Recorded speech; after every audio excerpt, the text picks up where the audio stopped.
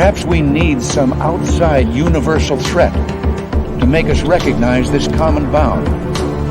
I occasionally think how quickly our differences worldwide would vanish if we were facing an alien threat from outside this world.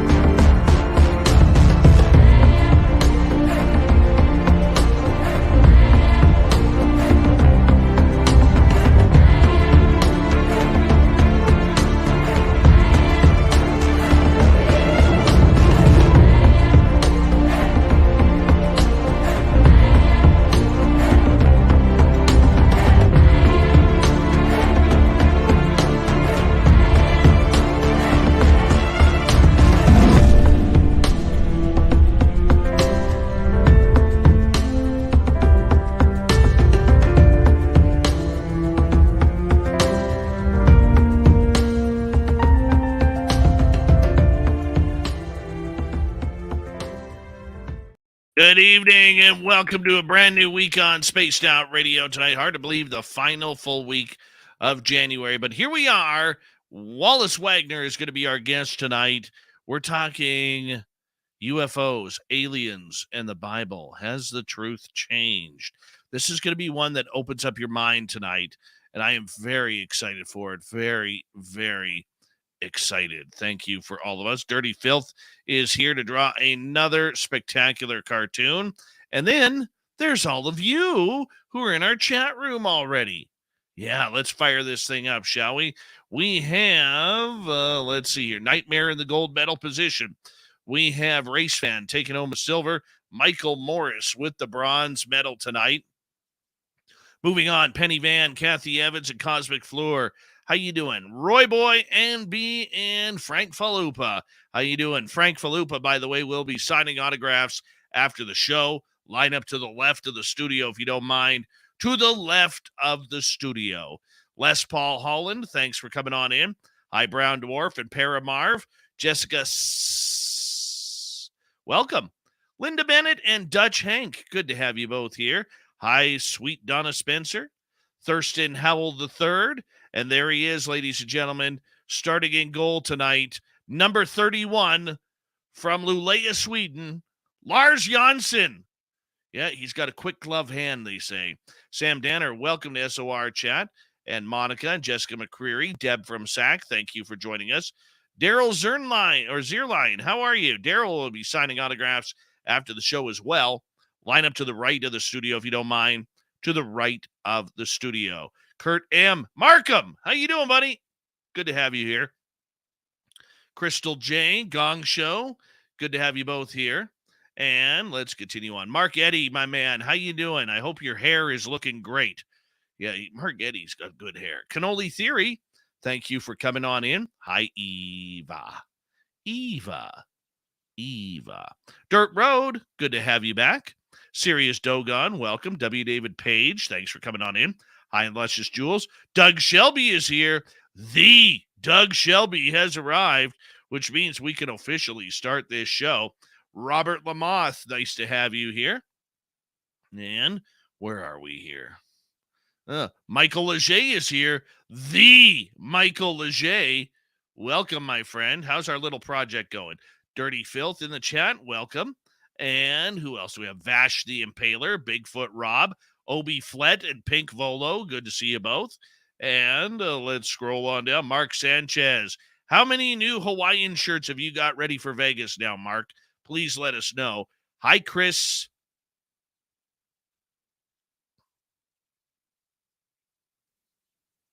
Teen, how are you? Thanks for coming on in. Tracy Hendricks, welcome to SOR Chat. Sweet Donna C, nice to see you. Mac Geek, Major Lee, good to have you here. Mark Ellens, thanks for joining us. And Jill Martin Angelos, welcome to Spaced Out Radio's chat room. I hope you have fun with us here. We're good people. T2E, you're early. Wow, that never happens. Millennium, my man, how are you? Surf the Chaos, welcome to SOR Chat from Australia. Margie O, thanks for joining us. Hi, Human Carl, a great veteran. We love Human Carl around here. Great veteran of the United States Air Force. Thank you for your service. Let's open up the Spreaker chat in any second here. Right about here, you're going to see Bill WD40, just like that. Pop on in, Bill WD40, lubes us up for each and every show because you want to go into each and every show smooth. Ain't that right, Bill WD40? Aussie Ange, Von Patrick, thanks for coming on in. Hello, Penny Van. Digger Dog, good to see you. I better speed this up. We are literally running out of time. Let's see. Who else do we got here? Scrolling up, politically incorrect. It's been a while. About time you got back here. And Local Boy, good to have you here. And let's see. Jose Maguina, nice to see you again, my man. Evan Walters, pissing me off, buddy. Beelzebrad, good to have you here. And Penman, one of those for you. And, oh my goodness. Horns up. Let's rock.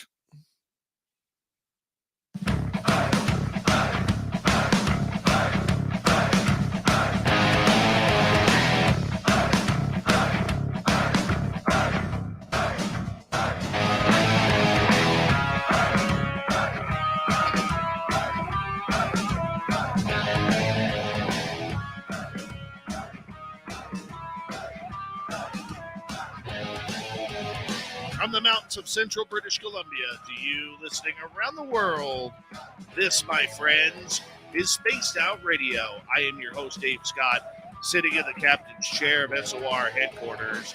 We welcome you to tonight's show on our terrestrial affiliates around North America, digitally on Odyssey Radio, TalkStream Live, and KPNL. All of our archives are free. Join us at youtube.com/Spaced Out Radio. Do old Davey the favor, hit that subscribe button. You can follow us on Twitter at Spaced Out Radio, Instagram at Spaced Out Radio Show, and on TikTok at Spaced Out Radio. Our website, spacedoutradio.com. We have a plethora of features for you. Rock out to Bubblefoot, read the news wire, check out our swag as well. Tonight's show is brought to you by Chive Charities. Help make the world 10% happier by visiting Chive Charities today. You can find them on our website. What a great show tonight we have. Wallace Wagner, author, preacher, and a man of studious religious knowledge. We're getting into UFOs, aliens, and the Bible tonight. Dirty Filth is here, drawing some cartoons. In hour number 3, we'll head to the swamp. Then, little Tibby Senor, our resident Timbit, will be by for the UFO report. All right, I'm pumped for this one. Wallace Wagner comes from a conservative Baptist Methodist environment. Baptized in the Jordan, he has taken his faith so seriously that when he was ordained, not to become a preacher, rather to gain deeper spiritual understanding of life as we know it. But in 2016, Wallace saw a white Tic-Tac UFO craft over his head. This changed the way he interpreted the Bible. Now he realizes virtually everything we've been taught by mainstream Christian religions is incorrect. This is a result of re-examining the Bible with a different lens. Wallace has studied early church history, Bible history, and near-death experiences, and shared death experiences as well. He's an avid ancient astronaut enthusiast. He's got a book out right now called Within Grasp. My Evolving Journey discovers more truths beyond the Bible. That can be found on Amazon or his website, withingrasp.com. Let's head, or .net, pardon me. There we go. All right, Wallace Wagner, thank you so much for joining us on Spaced Out Radio for the first time. What a pleasure to have you here. Thank you. Oh, you're very welcome. The honor is mine. Looking forward to it.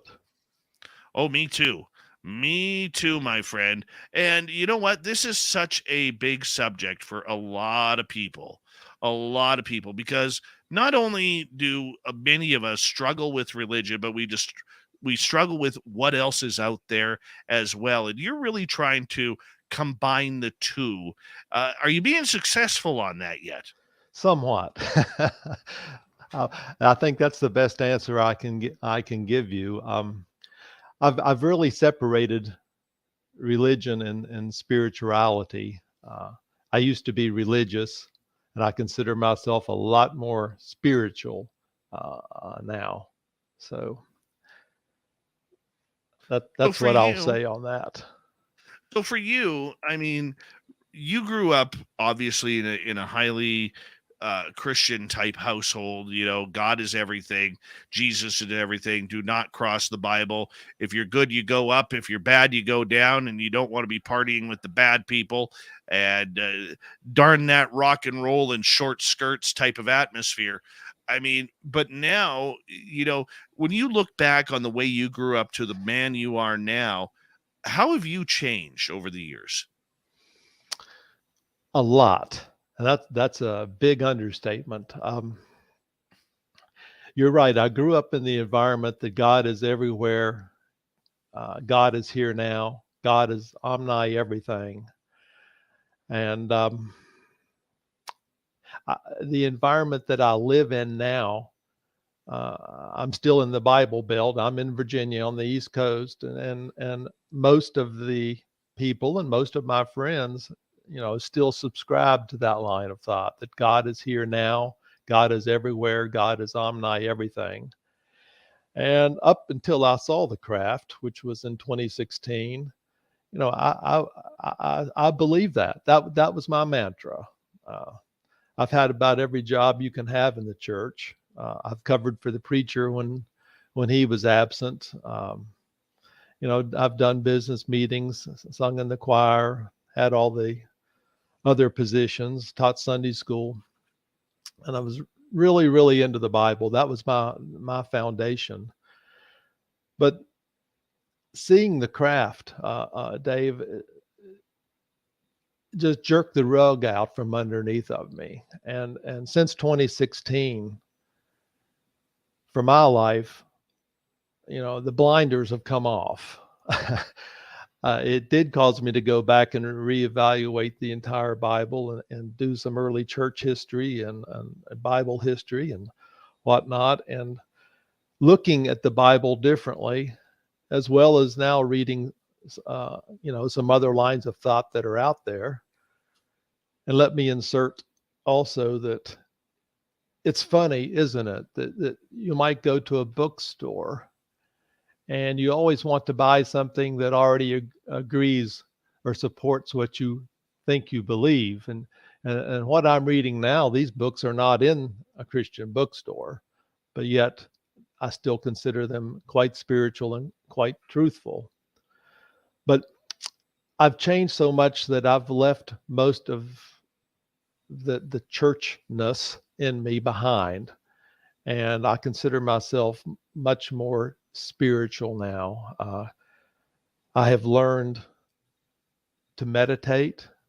That's something the church really did not teach me how to do. I've learned to connect with my soul and spirit that is inside me, and learn to communicate, learn my purpose in life, and learn that we're all connected, and learn that the common thread, not only here but throughout the universe, is this love in such a degree that we can't understand it. And it's like the blind, as I said, the blinders have come off, and the weights have been lifted. It's what I call freedom in spades.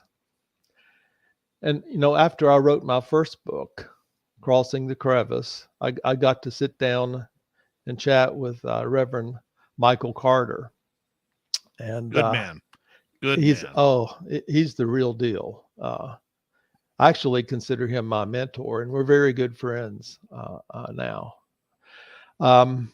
He convinced me that I'm on a path, and he's exactly right. I have left the gates of Western Christianity and gone beyond those gates, and I'm on a spiritual path. It's my own path.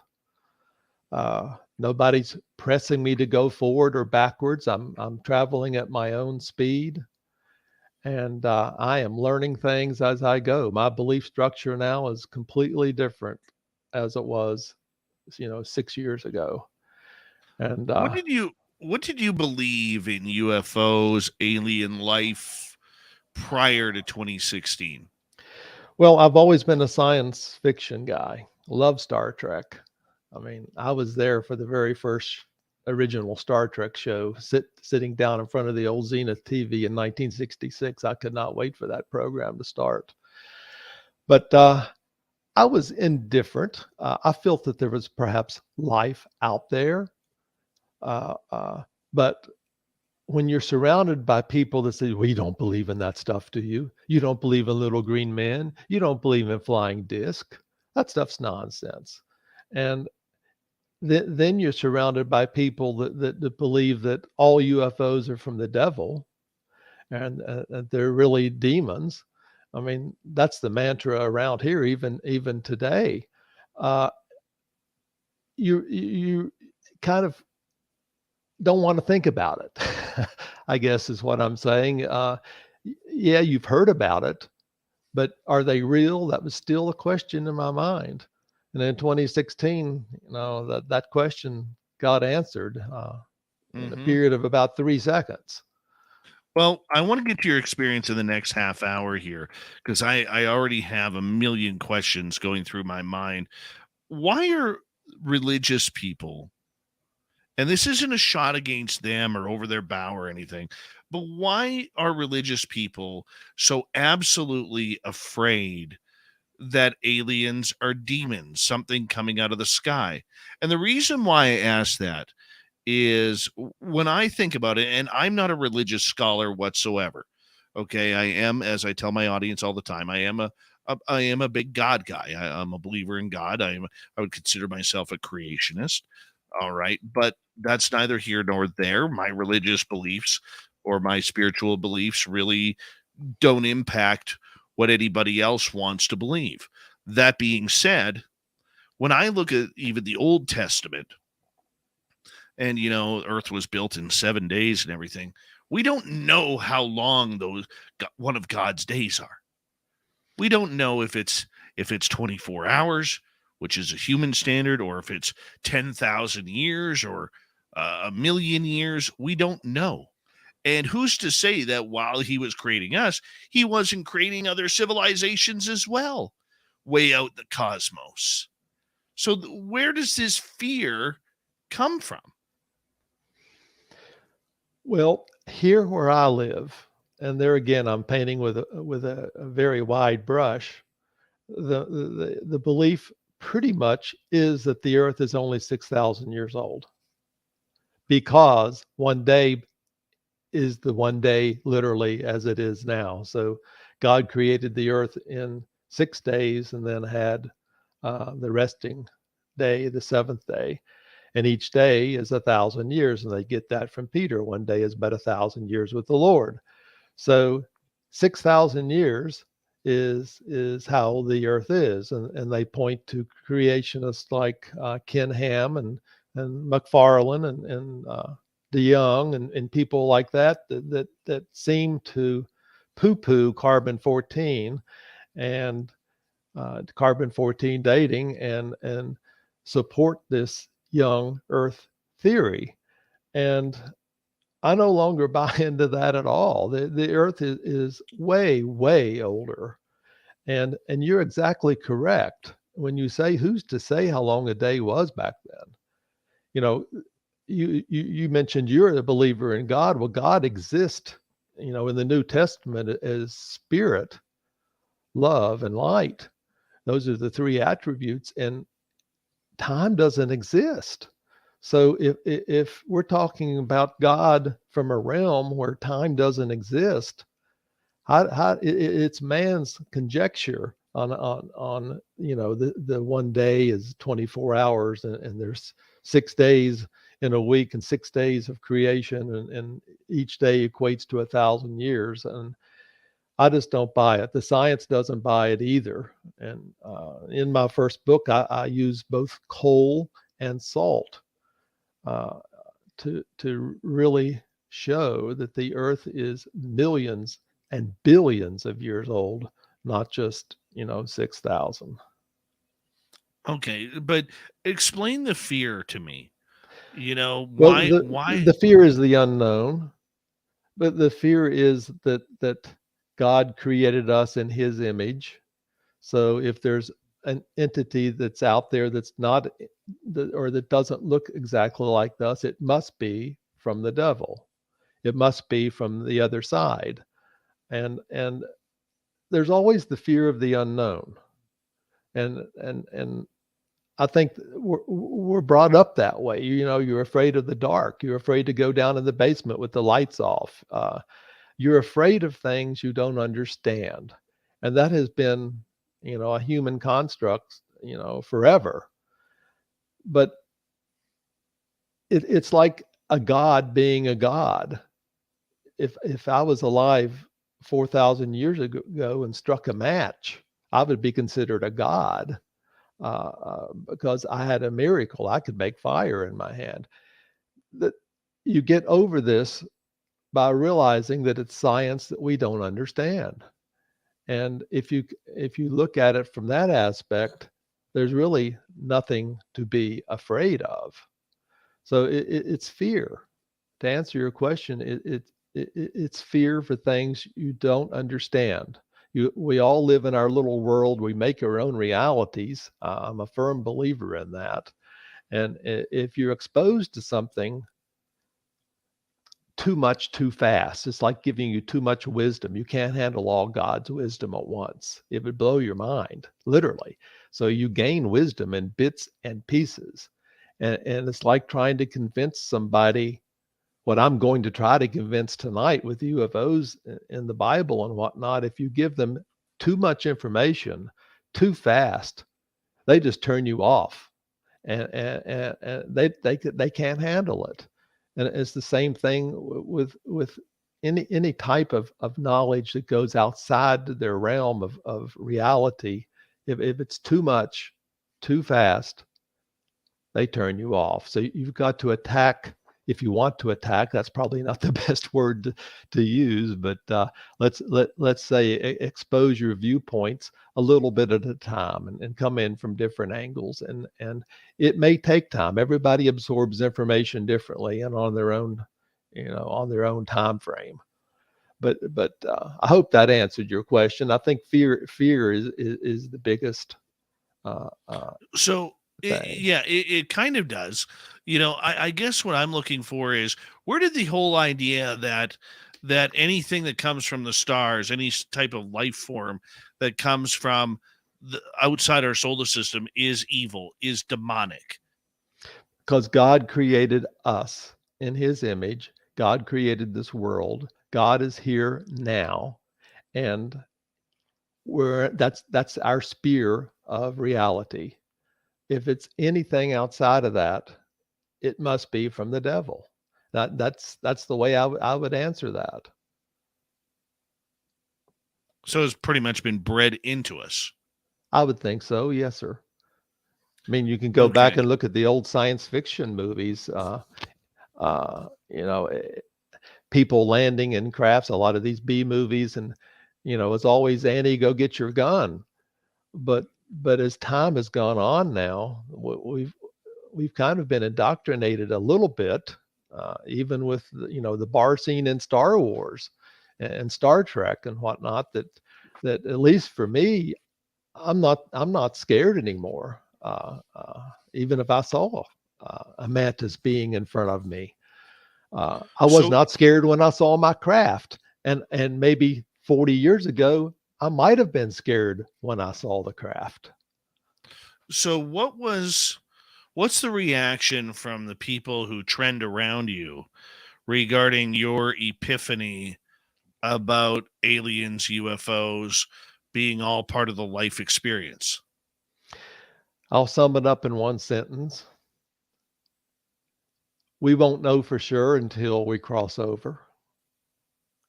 They pretty much don't want to talk about it. That's the way they've been brought up. The whole topic is really just glossed over in church. We don't talk about UFOs in the Bible, or that the God in the Old Testament flew in a craft. That's taboo. So it's just glossed over. They conveniently put it in a file cabinet in their brain and shut the door. And that's something that we won't know until we're in our spiritual form or we cross over. That's Are a pretty lot much the way they think. are a lot more Christian people experiencers than what we admit to, or what they admit to? I believe so. I certainly believe so. I have sat down, a number of times with people I don't know, and we start chatting, and you would be surprised. Uh, uh, this topic, you used to be ridiculed if you even mentioned. Now it's not that way. We're making progress. The people I have talked to so many times, they say, I saw something back in 1966, and I've only told a few people about this. But I'll tell you, I saw this huge craft in Tennessee that was over a mile long, and I got to see it for about 10 seconds, and then it completely vanished.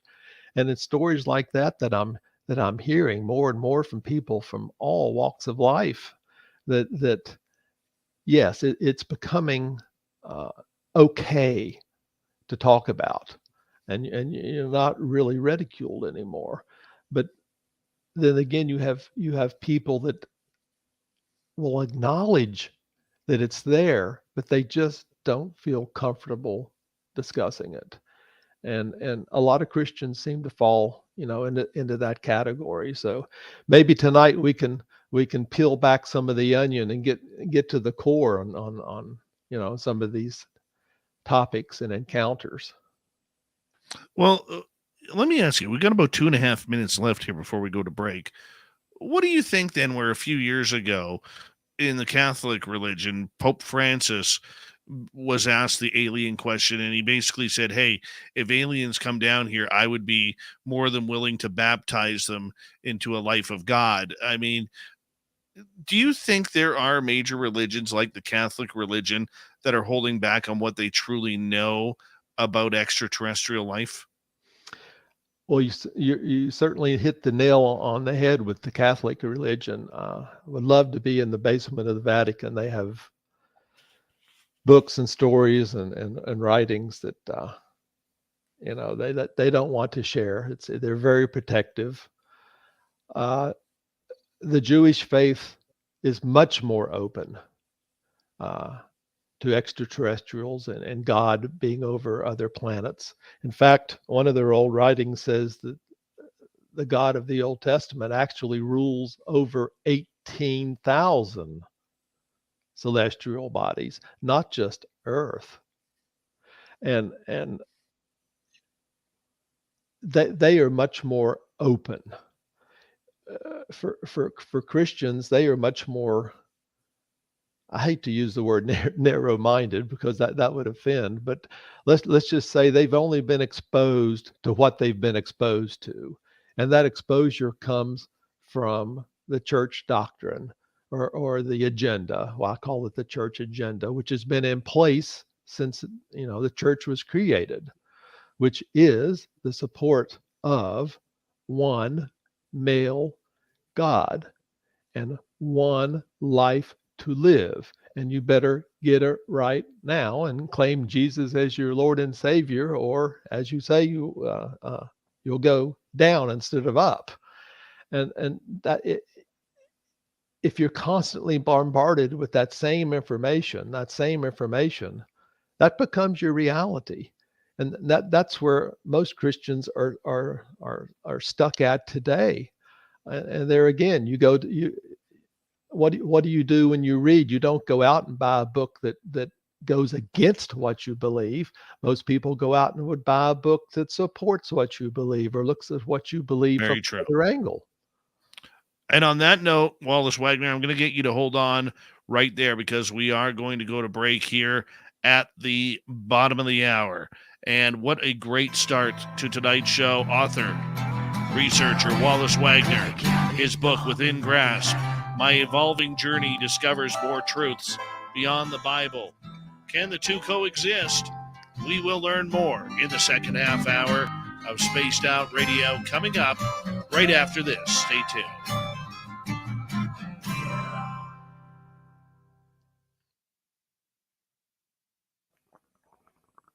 All right, we are clear. I love talking like this. Oh, it's This, fantastic. it causes people to think, and I want them to, if nothing else, I want them to realize that we have put ideas in their brain, and at some point they need to evaluate those ideas. And as I say, it may not be this evening, it may not be tomorrow, but at some point, if it's in their brain, they will remember what we've talked about, and maybe they will want to, do some examination and exploring on their own and find out truths for themselves. Oh, I agree. Hold on, I have to use the SOR back scratcher here. And you're a heck of a nice guy. You're just super, super smooth. Oh, thank you. It was weird. I had a phone call today. I have a daytime job that I don't really discuss on here, but I have a daytime office job that I do. And I had a phone call today from a prospective client. And I looked at her last name and I said, "Are you related to Robin?" And she goes, "Well, that's my dad." And I said, I went to college at the British Columbia Institute of Technology. And I said, "The BCIT, Robin." She goes, "That was my grandfather." I said, "Your grandfather helped me get through college Mm. and helped me graduate from broadcasting school and was just one of my great mentors in the radio field." I found out he died last year. I didn't know this, but it was kind of cool to share some stories about her grandpa that she didn't know. Well, I don't believe in coincidences, so there's probably a purpose for that.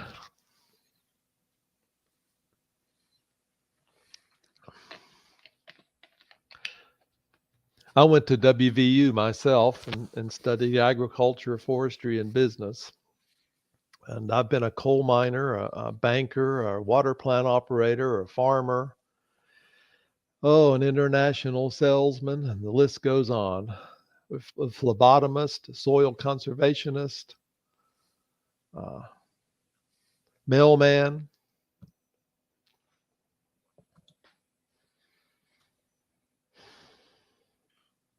Wow, you did that. You've done everything. A lot. It's been a very interesting life. At least I can say I've crawled in a 36-inch coal mine and mined coal. I know what that's like. I could never do that. Even thinking about it, I could never do that.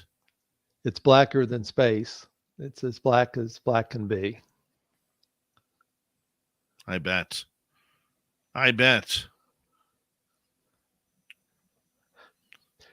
36 inches. That's 3 feet. That's exactly correct. I've been in a coal mine as low as 23 inches where everybody had to lay on their sides to eat. Oh, my. And that was actually in Pennsylvania. And I've seen coal mines as low as 19 inches where they had specially made equipment. And the coal, of course, was a special type coal, which commanded more money or they couldn't afford, to produce it. But it was pretty amazing. We have just over 1 minute to go.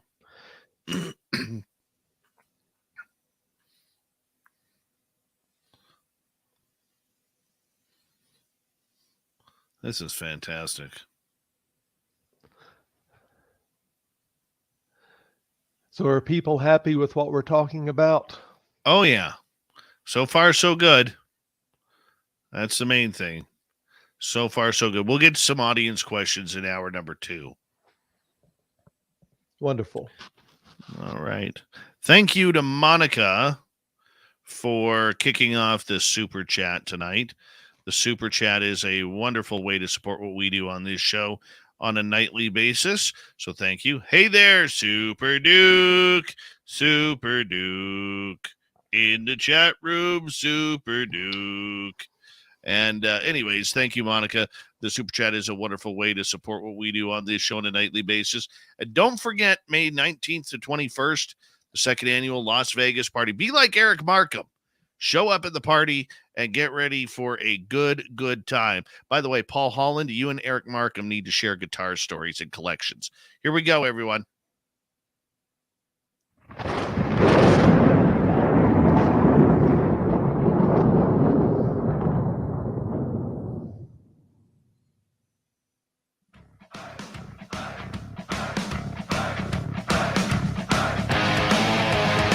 Second half hour of Spaced Out Radio is now underway. My name is Dave Scott. Thank you so much for taking the time to join us tonight. We greatly appreciate it. I want to remind you that if you've missed portions of this show or others, check out our free archives by going to youtube.com/Spaced Out Radio. Do old Davey the favor, hit that subscribe button. Our website is spacedoutradio.com. We have a plethora of features for you. Rock out to Bumblefoot, read the news wire, check out our swag as well. Follow us on Twitter at Spaced Out Radio, Instagram at Spaced Out Radio Show, and on TikTok at Spaced Out Radio. Here we go, talking with author, researcher Wallace Wagner. He's got a great book out that can be found on Amazon or his website, withingrasp.net. It's called Within Grasp. My Evolving Journey Discovers More Truths Beyond the Bible. And the one thing that I love about this book is it's got a Tic-Tac on the cover. What do we mean by Tic-Tac? The Tic-Tac UFO. Let's go back, Wallace, as we bring you back in here. Let's bring you back to 2016. What happened? I was a mailman at the time. That's a job I held for almost 8 years. I had just made a delivery here in this county. I'm in Virginia, in between Roanoke and Lynchburg, so our audience will know the location, Bedford County. I had just made a delivery, and this was in September. The weather was perfect. The sky was azure blue, just a few fluffy clouds. The air was crystal clear. And as I was walking back to my vehicle, something or somebody had me to stop and look up. And I was standing out in front of the lady's yard, and I looked straight up over my head, and here was an object that should not have been there. It was white, gleaming white, reflective white. It appeared as solid. It had no nacelles, no wings, no windows, nothing to support it. Oblong, maybe 50 feet by 30 feet, and that is a guesstimate. I didn't even have time to pull my cell phone out or even think about taking a picture. Maybe 1,500 feet over my head. That's a guess as well. I've been back several times to look at it, and all I know is what I saw. It let me see it for maybe 3 seconds. Then it wasn't there anymore. It was beside a little cloud, no disturbance in the cloud. Of course, there was no sound. And I come to realize it either cloaked, took off so fast I couldn't see it, or perhaps, as some people have told me, maybe it went into another dimension. And anyway, I didn't think about it a whole lot at the time. You're too busy delivering mail because there's a time frame. You have to get back to the office before the truck leaves, that kind of thing. So I only mentioned it to my wife and a few friends in my Sunday school class. And then over a period of time, it really sank in. All the questions started going through my mind. Did I really see it? Just what did I see? Was it the Goodyear blimp? Was it a weather balloon? Was it a temperature inversion? Or as the government would want you to believe? And none of that fit. And then lo and behold, the Navy comes out with the Tic-Tac videos that I'm sure most of our audience has seen on TV or the History Channel or on the news, and that's exactly what I saw. What one of the fighter pilots of the Nimitz group came up with the term Tic-Tac, exactly like a little Tic-Tac meant. White, cylindrical craft with no windows and no means of propulsion or lift that at least that our current physics support. That's what I saw, and over time, as I mentioned, it has definitely affected my foundational belief structure. At what point did you realize you saw a UFO? Instantly. It's been brought to my attention, well, maybe someone in the craft wanted me to stop and look up. Maybe it was telepathy. Maybe they wanted me to write about the subject, or maybe they knew that I would write about the subject. Being an author was not, in my cards for retirement. I can tell you that much. And basically, since I've been retired, I've written 2 books, and there's been very little travel, which is really, one of the things I thought I would be doing. But it has affected me to my very core and has changed. I'll just go ahead and say it has changed me. I mean, I'm no longer the person I was 6 years ago. The blinders have come off. I am much more receptive and open to all the religions around the world. And, my studies, I do not have a divinity degree. So let's throw that out there right now. All of my knowledge is self-taught, and from reading books and watching programs and talking to people like Reverend Michael Carter and whatnot. But what I'm trying to get at is that everything changed for me as a result of that sighting. It was like it was Right. a lot of demarcation in my life. You had, all the time from 1956 up to 2016 was my part of my life. Now, since 2016 up through now and till the day I pass is, a whole nother book in my life.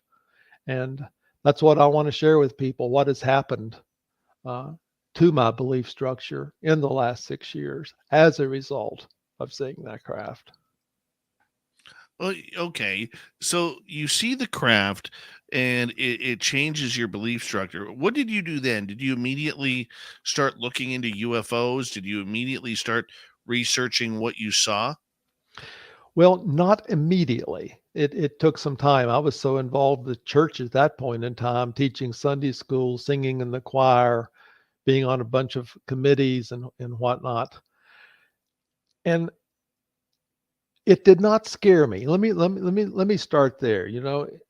50 years ago, if I would have seen the craft over my head, I may not have been able to stand up. My knees would have been shaking so bad. But in this instance, I was not scared at all. It was like it was some kind of a connection, like maybe I was supposed to see it. Maybe they wanted me to know that they were there. Maybe they wanted me to know that I was being watched, and we're always being watched and we've never been alone, which is what I fully, believe now.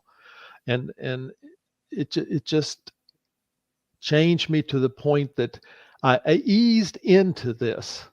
I talked about it with my Sunday school class, uh, and I started reading. And I don't know what caused me to literally start to read, other than I can just say I saw the craft. I started reading and came up on a lot of books. One by Patrick Cook. I'll show it to the audience right now. This is a super book right here, if you can see it. The Greatest Deception, the Bible UFO Connection. There's so many good books out there. And I started doing my own studies, and I really started getting into it. And once I started realizing that virtually, these crafts have been in the Bible since day one and they've been glossed over. Why can't we talk about it? It just was a magnet. It pulled me in. It changed my focus. And then I really started going. Everything I started reading and thinking and whatnot was all along those lines. And it has just completely turned me inside out. So I would say that as far as putting a time frame on it, probably 2 years. It took 2 years to switch me from my former beliefs to where I'm at now.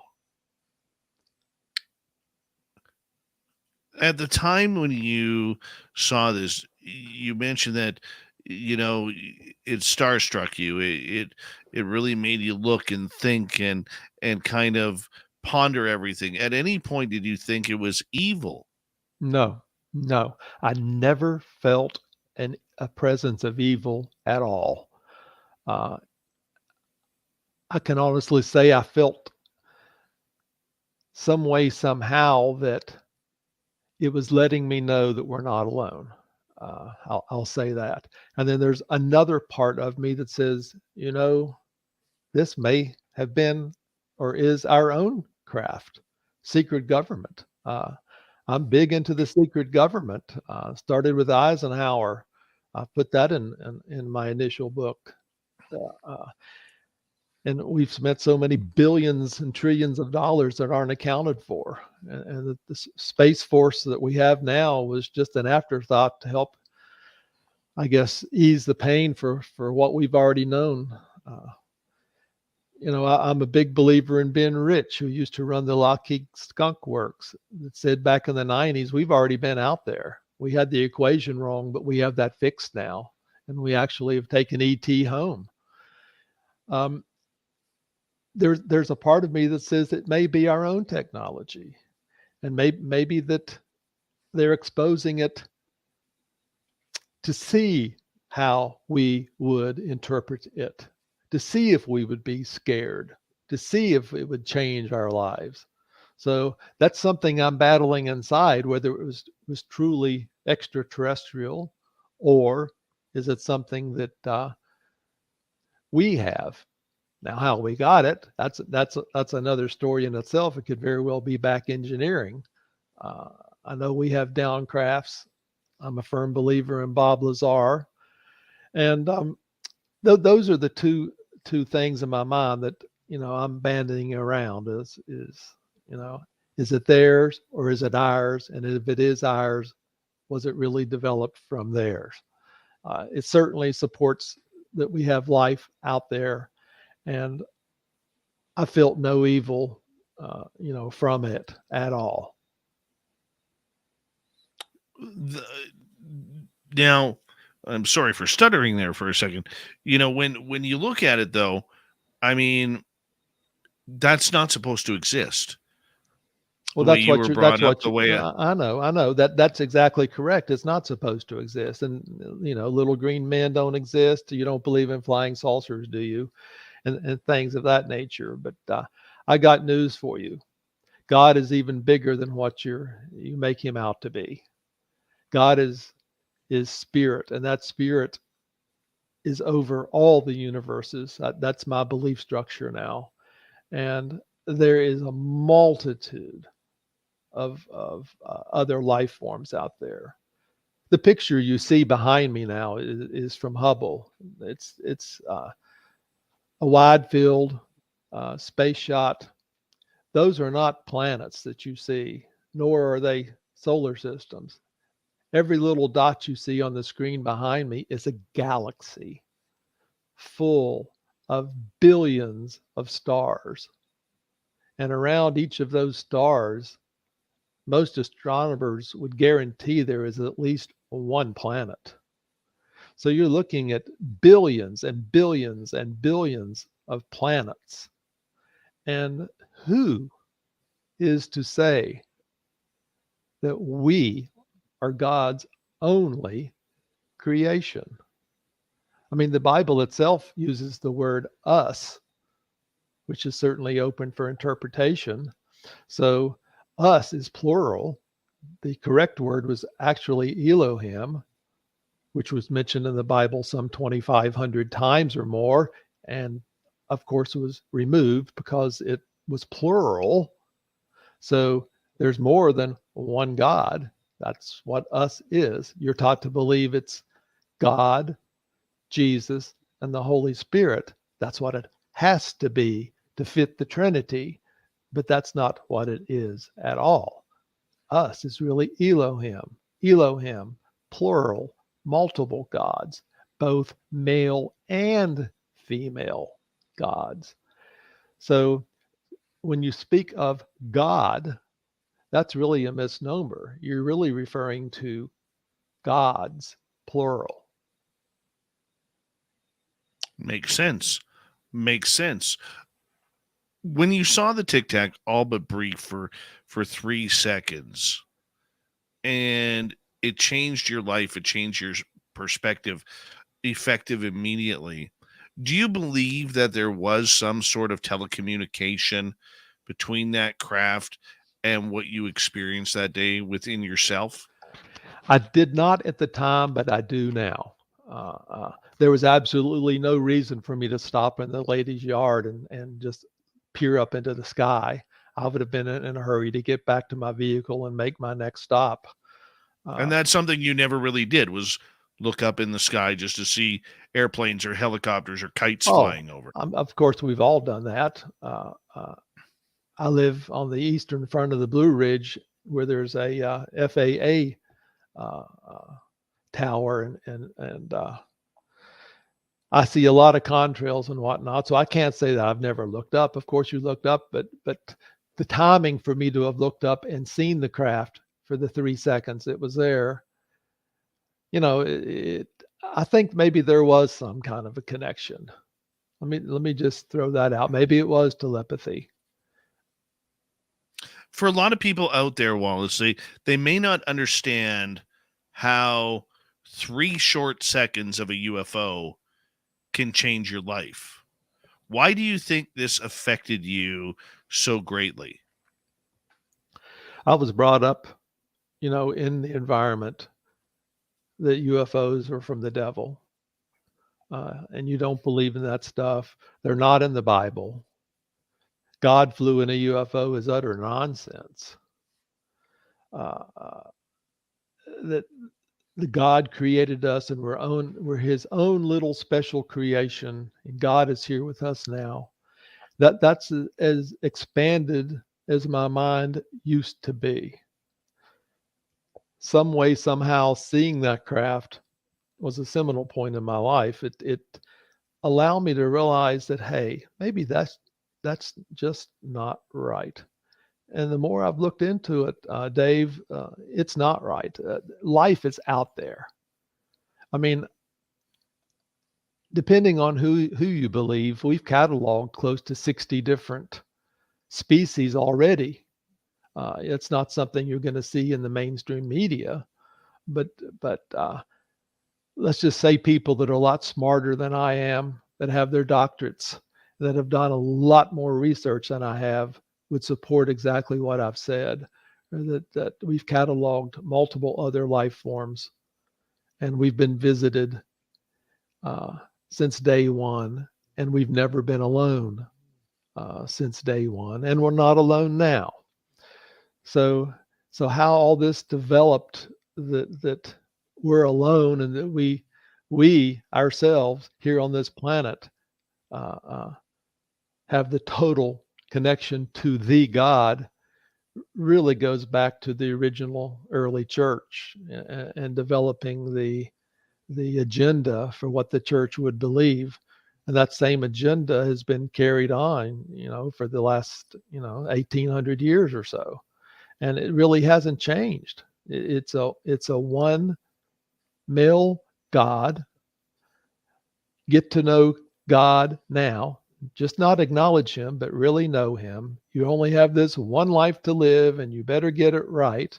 And you'll spend eternity either where you'll need an air conditioner, and air conditioners don't exist, or you'll be walking on streets of gold the rest of your life with God wiping the tears from your eyes. I mean, that's what we're exposed to, and a lot of that for me now is. Well, let's just say it's in the past. I've gone beyond that. For me, I know that my spirit and my soul inside me was alive before, and it will be alive when I pass. And in that respect, the serpent had it right in the garden when he said, "You surely will not die." That was the phrase that was used, but the church takes that and says, "Oh, well, that must mean a spiritual death." I'm not so sure about that anymore. I'm fully convinced I was alive before I was born. I've had many other lives. Reincarnation is now a foundational fact for me. In fact, it was accepted by the early church. Let's throw that out right now. One of the early church fathers, Origen, who at one time was called the brightest mind the church ever had. He was Greek influenced, lived around Alexandria. He had his own belief on reincarnation, and it was an okay topic. It was accepted in the early church for close to 200 years. But it's been one of those topics which has been weeded out. And for the last, let's say, 1,200 years, it's even taboo to talk about. So it's what you're exposed to is what you believe. That's I'm fully convinced of that. And there's a proverb that goes along those lines too. What a man thinks, a man becomes. And if you're constantly exposed to all this, I hate to use the word incorrect, but this line of thought that's out there now, that becomes your reality. We make our own realities, and it takes something like seeing a craft out of the blue to be a catalyst to escape that. You've got to have something to cause you to move. And I use an analogy of a pond full of lily pads in within grasp. And well,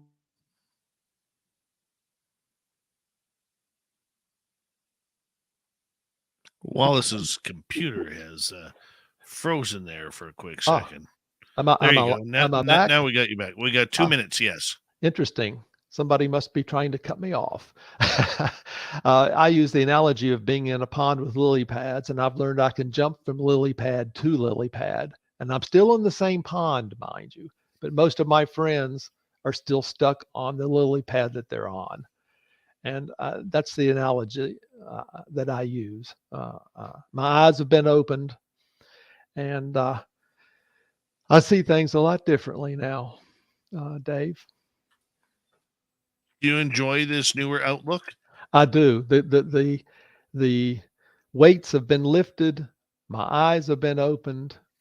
My ears allow me to hear now. And I realize my place in the universe. And I realize much more now that my God is much, much bigger than the God that I was exposed to in the Bible and in church and in Sunday school. My God is much bigger. My God is over everything. My God is full of an agape, or as actually agape, love that we cannot comprehend. Full of grace, full of mercy, full of forgiveness. That you know, it makes you realize just how far we have to progress to even get to the point where Jesus was. Now, before I lose our audience, let me back up and say that I used to think Jesus was a God. Now I look at him as my brother. He's my master. He's my teacher. He's my mentor. That's what I look at Jesus as now. And I view him as my brother. And I did not do that before. And the reason that is biblical. We can get into that after the break. Absolutely. Tonight we are talking with Wallace Wagner. He's got a brand new book out, Within Grasp. My Evolving Journey Discovers More Truths Beyond the Bible. UFOs, are they in there? Aliens, are they in the good book? WithinGrasp.net. It's Wallace's website. Check it on out. We'll be back with hour number 2 when we return on Spaced Out Radio.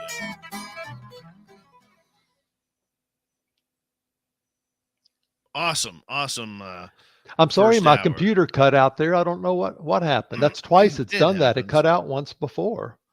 That's okay. Richard Minnick, welcome to SOR Chat. Sweet Tony D, good morning to you in the UK. And who else has joined us here? Random Guy. What's happening, Random Guy? Right. Dirty Filth, we're going to turn this magical school bus over to you here, my friend. And that way you can let everybody know about your great website, your great book, your great calendar, and your great cartoons that'll soon be making their way to Las Vegas. I think it'd probably be more of a cement mixer, Dave. A cement mixer? Yeah, that'd be way cooler to drive than a school bus. Okay, you can have your magic cement mixer. I'll be right back, guys. Excellent. Yes, and if you would like to grab a copy of my book, you can go to filthy.com. That's FYLTHY.com. And there's prints available of pretty much all my drawings, links to my calendar, my book. And you can even email me interesting stories if you're bored. Awesome. Hey, are you painting with that's a paintbrush, so is that like a watercolor or what am I seeing there? Yeah, it's watercolor. First I pencil it in and then watercolor, and then afterwards I'll ink it up so that this was the one I drew yesterday. Stop crashing. It's the man in black telling the alien to stop crashing. So I usually come on during the week and draw cartoons with Dave and listen in. And I don't talk during the show because I've kind of got a potty mouth sometimes. Well, I'm very hesitant to expose too many of my beliefs since we're on live radio, but Dave's supposed to keep me, within bounds. So He's pretty good at that. I'm actually having a good time tonight. no, this is a good topic. We can get a little more specific here, but this is I love this stuff. Hope I'm coming across okay. I don't want to come across as a know-it-all or being pompous. I'm certainly not an expert. No, I don't. Self-taught. Well, self-taught is sometimes the best. Yeah, I applied to go to divinity school here at Lynchburg, Jerry Falwell School, which is only 30 minutes away, but I decided not to do that. I'd rather get my sources from a bunch of different directions instead of the same old mantra that's been taught for 1800 years. So Yeah, it's always good to get a couple different flavors from different angles when you're researching things. Yep, that's what I do now. Whenever I go to look up something, I find something and I try to find subjects or different people talking on the same subject that aren't affiliated or anything, that don't really know one another, because then you can kind of get whatever's similar, you can get together and form an opinion on it. Like when I first started getting into like UFO stuff, I read all this stuff about Bob Lazar and he's lying, he's not lying, and all this stuff. Oh, I've heard it. I've heard it both ways. But listen, he had George Klaus with him, or George Knapp. I'm sorry, with KLAS with him. He knew when that craft was going to come out and where it was going to come out and at what time it was going to come out, and it happened. The chances of that are astronomical. So you've got to give him some credit. And furthermore, he exposed element 115, what was then called ununpentium, which is now called moscovium, years before it became public knowledge. So I give a lot of credit to Bob Lazar. We definitely have downcrafts, and we've definitely been doing back engineering. And we've definitely got things that are, let's just say we're not supposed to know of. So the conundrum is how do you expose this new method of propulsion and this new energy source, which would jerk the rug out from underneath the American economy? How do you expose that to Well, not only that, society without creating chaos. then they have to explain for all the years why they didn't tell us about this kind of stuff and blatantly It's lied gone to on so everybody. long now that that I don't know how they're going to do it. They should just outright have a press conference, be like, "Surprise! It's aliens! Carry on, everybody." Well, I don't know if that would you go know, over very there's well, been though. books written on that, that's exactly what would happen. But, you know, we live in a capitalist society here in this country. Unfortunately, it's all based upon capitalism. And I'm not down on capitalism. I'm just saying that it has its flaws. And one would be that as soon as that was mentioned, the stock market would plummet. The dollar would no longer be accepted as the currency around the world. The value of the dollar would plummet. People would panic. The store shelves would be empty. Well, we Religion already would be turned upside down in a heartbeat. saw that earlier the last couple of years, but I got to put you on hold. Here we go. Thank you to Greg and Monica for the great super chats. It's a wonderful way to support what we do on this show on a nightly basis. And don't forget our Vegas party. Check the ticker below. We all want you there. Here we go. You're listening to Spaced Out Radio with Dave Scott. Follow Dave on Twitter at Spaced Out Radio and on Facebook, Spaced Out Radio Show. Hour number 2 of Spaced Out Radio is now underway. Thank you so much for joining us. We very much appreciate earning your listening ears wherever you are on this beautiful planet we call Earth. Hello to everyone listening in on our terrestrial affiliates around North America, digitally on Odyssey Radio, TalkStream Live, and KPNL. All of our archives are free. Join us at youtube.com/spaced out radio. Do old Davey the favor. Hit that subscribe button. The Desert Clam has set the password for tonight in the SOR Space Travelers Club. Craurosis. Craurosis is your password.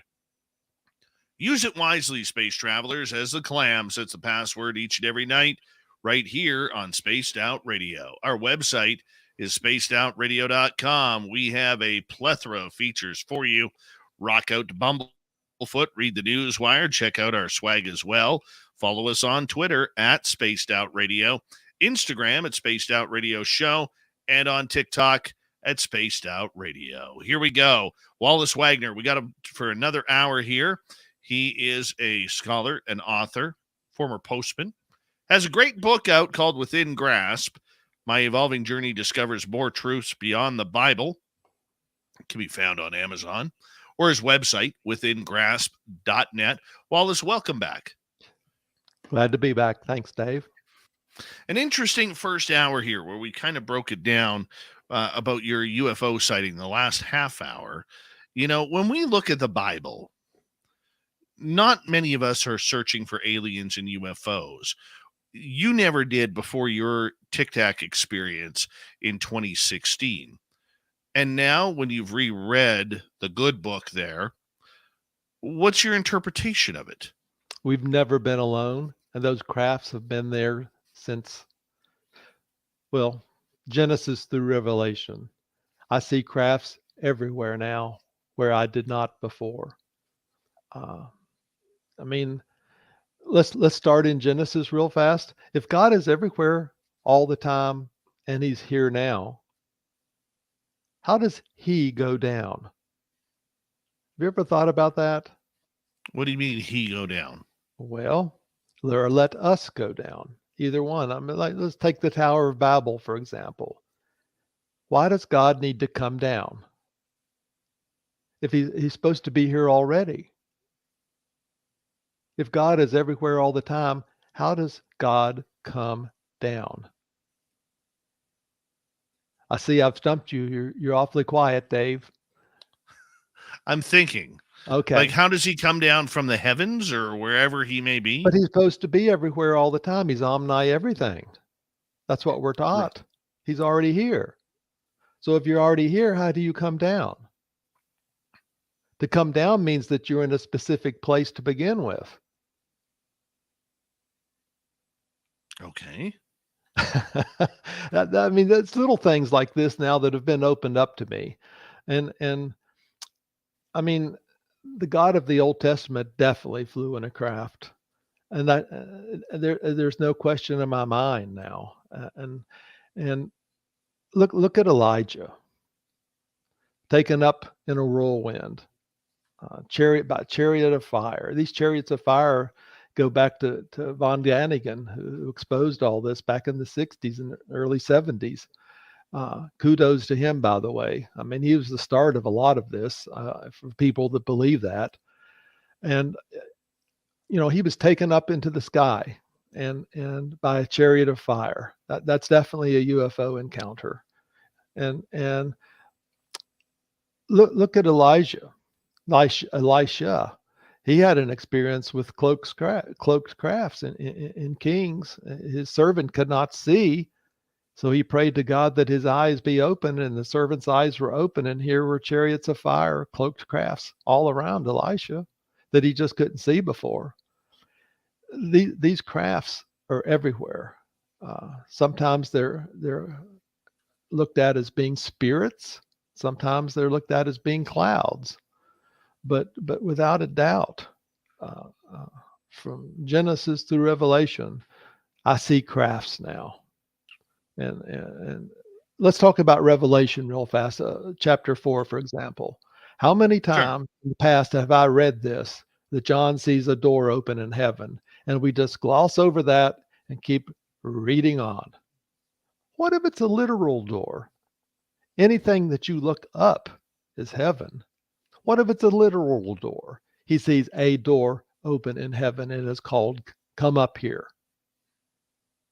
That was a craft, plain and simple. And he was flown around the heavens, and we got the description of what he saw in the stars and whatnot. These crafts are everywhere. Of course, you had Ezekiel. Look at Zechariah. Crafts. They're just everywhere.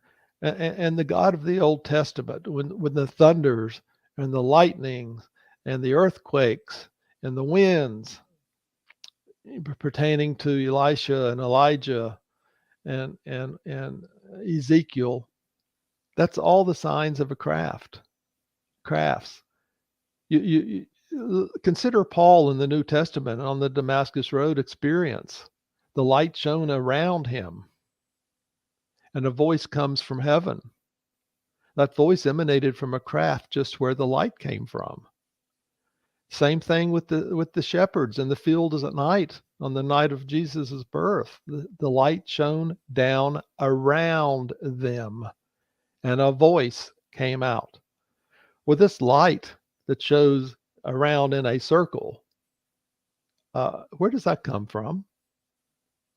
Do you think it just comes from heaven, or that God just immediately, turns on a flashlight?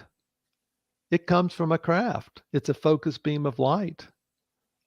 It's really one of the definitions of the word glory, which is a very, very hard word to describe and to decipher.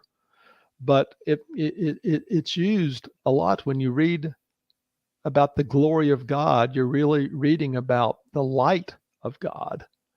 And it's a bedazzling light, a focused beam of light that is so bright you can hardly look at it. And let me make another connection that was never made before. You read, you sing Silent Night in church as a Christmas song. The second verse is, "Glories stream from afar." Now I know what that means. Didn't know before. Never paid any attention. And I'm sure I'm like most people. But these glories, when they stream, there's even a picture in my initial book, glories streaming from a craft.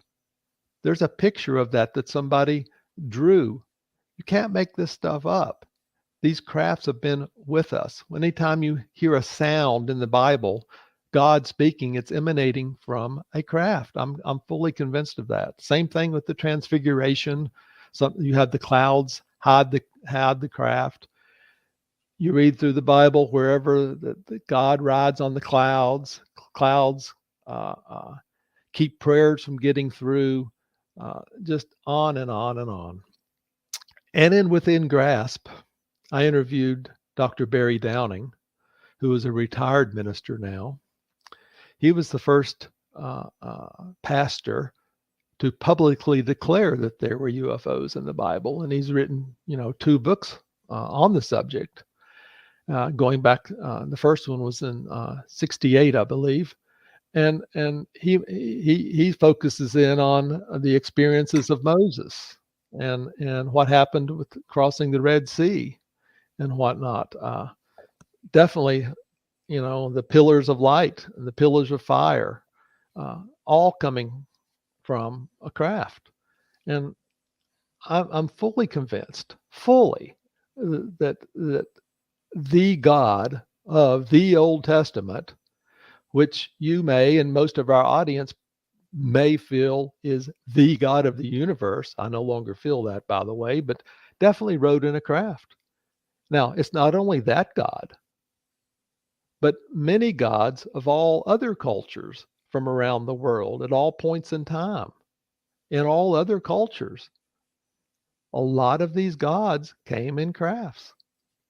I mean, I think of the Apache Indians who have an idea who their creator was. It goes something like this: a little man with a beard flying in a disc created the heavens and the earth. Now, you've probably never heard that before, but that's the story of the Apache Indians on how the earth was created. And you look at let's say Hinduism, Vishnu flew, Vimana, whole nother construct, but still, gods flew. They were treated as gods because they had miraculous technology that we viewed as being something we did not understand. And so if you don't understand something and this other being has these powers you don't have, you acknowledge this other being as a god. And this is what happened literally around the world in each culture, whether you're a Sumerian or whether you're in Greece or whether you were in India or Thailand or Mexico. It's regardless. They were all treated as gods. And I make a good point of that Within Grasp. I devote a whole chapter to it. You may remember the old TV show, Black Sheep Squadron, Baba Black Sheep, about Pappy Boyington, who was played by Robert Conrad, I believe. Anyway, that show was based on a lot of truth and took place back around the Solomon Islands. And we created a god there. This is how this works. We created a god there. We were dropping supplies to our troops, and it was a very remote area. You're talking about New Guinea, Vanuatu, places like that. We were dropping supplies from planes for our troops. Some of these supplies got intercepted by the natives. And when they opened it up, they found cigarettes and chocolates and things like that were completely unknown to them. They lived in their own little world with no knowledge of what was going on outside. And over time, these planes became venerated as gods and created what's commonly called the cargo cult. And this was as late as the 1940s, and that cult is still in existence today. By the way, I mean, we went back and they'd actually made an airplane out of sticks. That was their god. And the same thing applied to Paul. I mean, he got bitten by a poisonous viper, and because he didn't die on the island he was on, guess what? The natives considered him a god. So things we don't understand and science that we haven't been exposed to yet, we just cave in and become a little submissive and treat that entity, I guess is the right word to say, as a God. And that is human nature, apparently, because it has happened, throughout our existence. That's what I'll say. It's happened throughout our existence, regardless of what culture you grew up in. All these gods were present. They had miraculous powers. Many of them flew.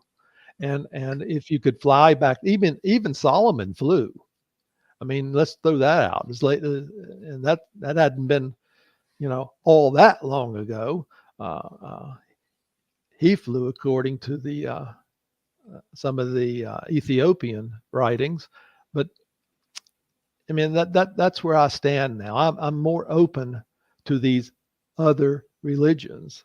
Jesus did not come to destroy; he came to build up. And Buddhism and Hinduism were along, in existence hundreds of years before Christianity started, and they're still here now. And I don't see that Jesus said to go and destroy their belief structures. In fact, I believe that Jesus actually went to India. But I'm probably getting off base. So, what about aliens in the Bible? I tell you what, define an alien for me. Something not of this earth. A life form not of this earth. Well, if I consider maybe what Daniel saw, beings that appear as having fire, and a being of light, a supernatural type being. I think that's in our DNA. I think we are creatures of light. Jesus transfigured. Jesus was a creature of light. Jesus was my brother, is my brother. Therefore, I must be a creature of light. And in the New Testament, one of the attributes of God is light. In the Sophia Pista, there's a superior example of Jesus transfiguring. It's much more in depth than what we're shown in the Bible.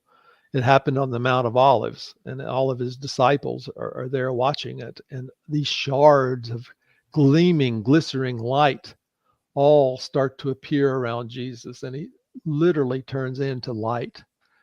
And the words can't describe it. And that I believe is what is in store for us. I used to think Jesus was a God, and I've changed my definition of what a God is now. Jesus is my brother. He's just more advanced than I am. Now, before, I lose people, let me explain my last comment there. It's biblical. John 14. You hear the first half normally at a funeral. I go to my Father's house. In my Father's house, there are many mansions.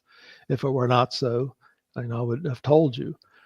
But later on in that verse, or excuse me, that chapter, we're told that we will do things, works, interpreted as miracles, even greater than what Jesus did.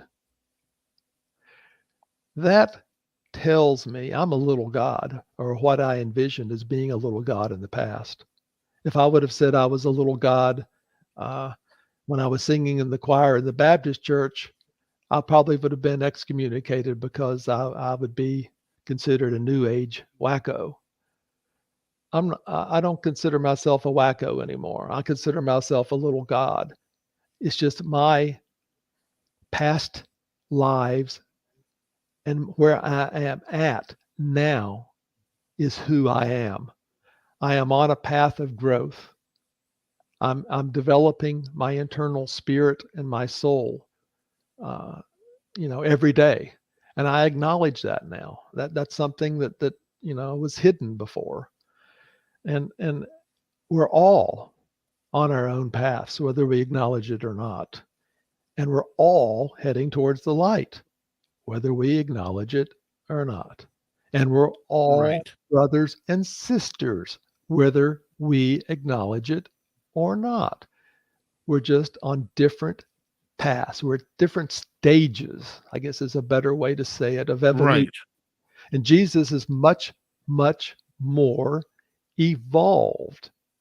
Let's say developed much more consciousness than I have. But since time doesn't exist, and there again, time is only a construct for us here on this planet. Time does not exist. There is no time. So I am in no hurry. I mean, you're not going to be penalized for not being in a hurry. Everybody's on their own path and at their own stage. And with the 8 billion people here on Earth, no two are at the same stage of development. True. I honestly believe that. Do you believe, as we got about 3.5 minutes before break, do you believe aliens are walking among us? That's a very good question, Dave. I have read articles that would seem to support that. My gut tells me probably yes. Being that we're all spiritual beings, and that includes what we construe as aliens, I honestly believe that it is possible and probably likely that aliens are walking among us. I believe that as a spirit, I have incarnated before.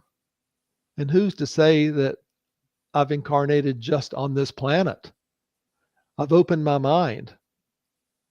Any entity that can fly and has evolved probably has a soul and spirit like I have.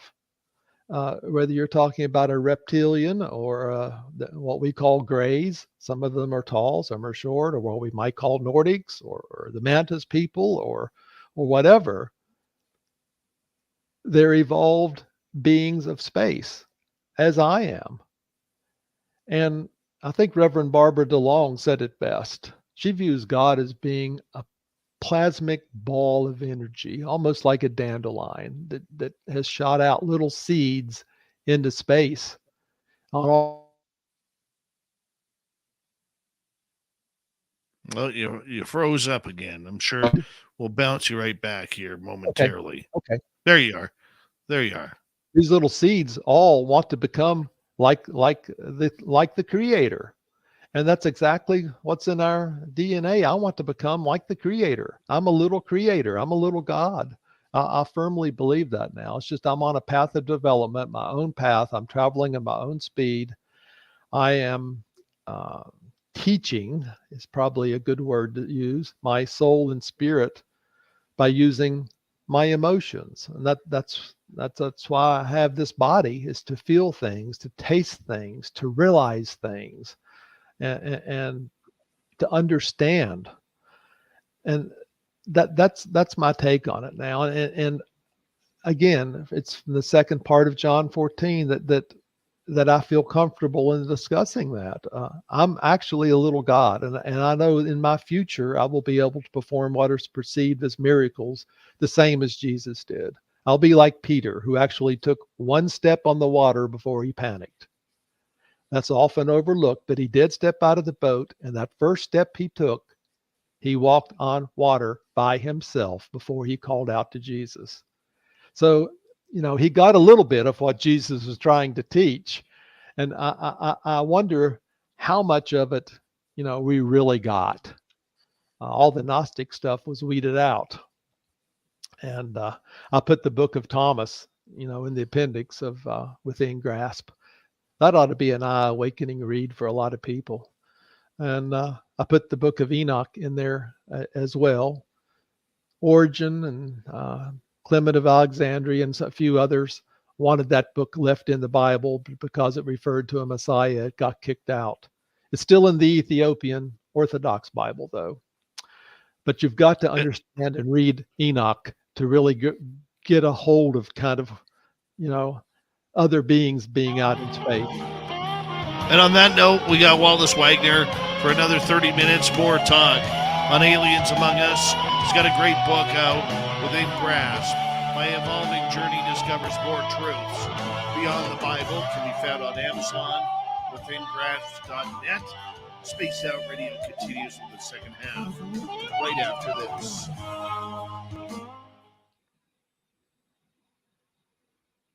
Excellent. Did my computer Excellent. cut out again? Yeah, Is it my for about- computer? Yeah, it's yours. Well, But don't worry about it. It only lasted a second. I wonder what's happening. I mean, I've got a state-of-the-art router, one of those great big Nighthawks that covers, I mean, the whole neighborhood. And I don't know what's going on, but What do you got for us there, Dirty Filth?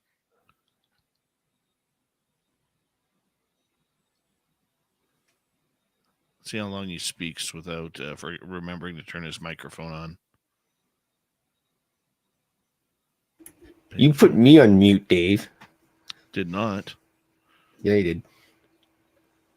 so the being on the left, is that Mothman with the red eyes? Correct. That would be Mothman.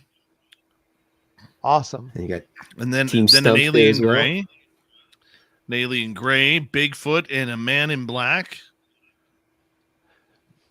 Who sometimes I think are half alien, but we won't go there. Oh yeah. Oh yeah. That's why they're almost always out of breath, running out of power on Earth. Right. You know, an interesting construct is, you ever heard of Valiant Thor? Yes. He had the ability to cause people to see things differently. He could walk through all the security in the Pentagon. He actually existed, by the way. I'm fully convinced of that. There's actually a picture of him online. Had 6 fingers. The same thing happened when the Tower of Babel was in existence, and instantly God changed everybody's speech. Makes you wonder if we're in some kind of a closed loop system. That if you're really advanced, you can change people's perceptions. And the same thing goes with Jesus turning water into wine. Did he really turn the water into wine, or did he cause people to think that he turned the water into wine? Did he change their perception? It's just something I've bandied about. I'll throw that out so you can ponder on it. There's a lot of stuff out there that's a little odd per se.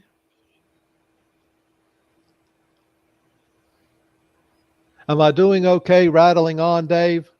Oh, you're doing great. Okay, okay. You got our audience captivated. That's all I ask. Oh, good deal.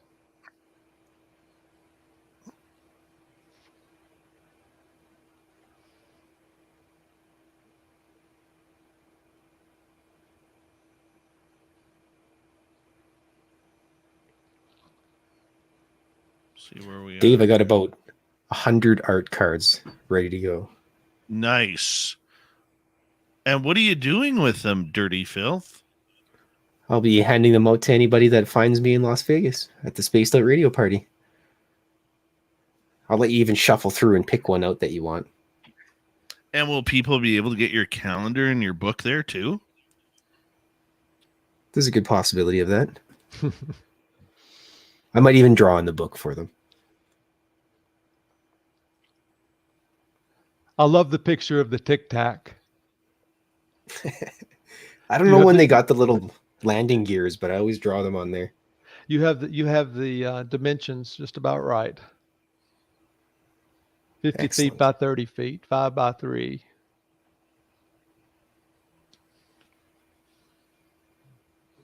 And there's also a little UFO on top of the autograph sign as well, for good measure. We got about just over 1 minute, gentlemen.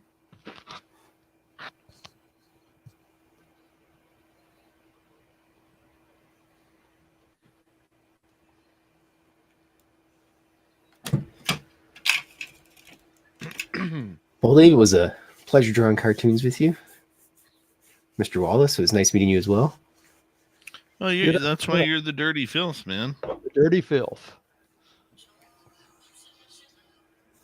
All right. Thanks, everybody, for watching as well.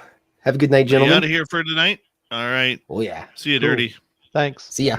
Bye, Have Dirty. a good night. There's Dirty. We're going to remove him from the fold here. Go like that. Little Timmy Senor. We call him the Timbit, warming up in the background, doing some stretching. And let's see here.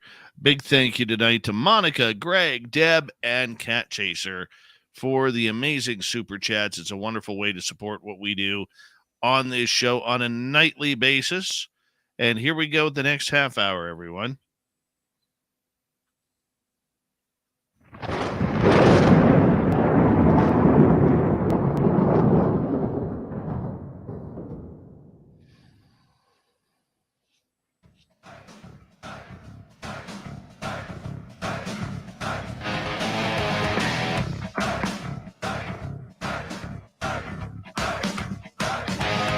We passed the halfway point of Spaced Out Radio tonight.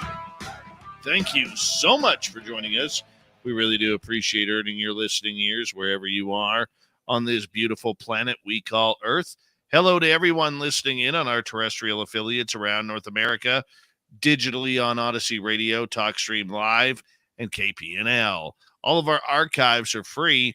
Join us at youtube.com/Spaced Out Radio. Do old Davey the favor. Hit that subscribe button. Our website is spacedoutradio.com. We have a plethora of features for you. Rock out to Bumblefoot, read the news wire. Check out our swag as well. Follow us on Twitter at Spaced Out Radio, Instagram at Spaced Out Radio Show, and on TikTok at Spaced Out Radio. Here we go. Once again, we bring in Wallace Wagner, and he has a book out called Within Grasp. My evolving journey discovers more truths beyond the Bible. His website, withingrasp.net. You can get the book there or on Amazon. Wallace, welcome back. Very good, Dave. Thank you. Got a couple of audience questions here for you. Okay. Let's start out with Mark. Wallace, what do you think of the Book of Enoch? Well, my initial response is, why on earth would it be referenced in Jude, but yet not in the Bible? That's one of the issues I have now. So many books are referenced or alluded to, and that they're not there. But you've got to understand the Book of Enoch. I think it's legitimate.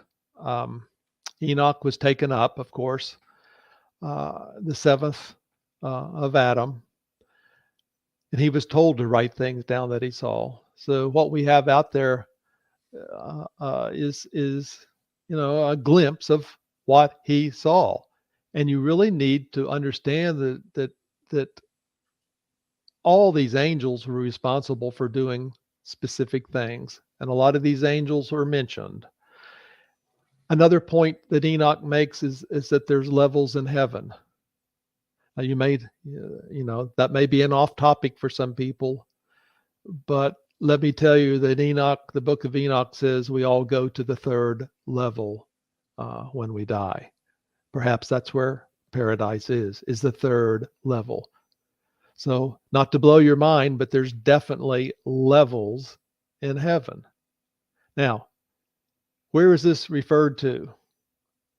It's referred to in Corinthians by Paul, that he once knew someone who went to the third heaven. And I've had preachers over the years multiple times tell me, well, that's up above the stratosphere where the birds live. Wrong. The third level in heaven is where we all go.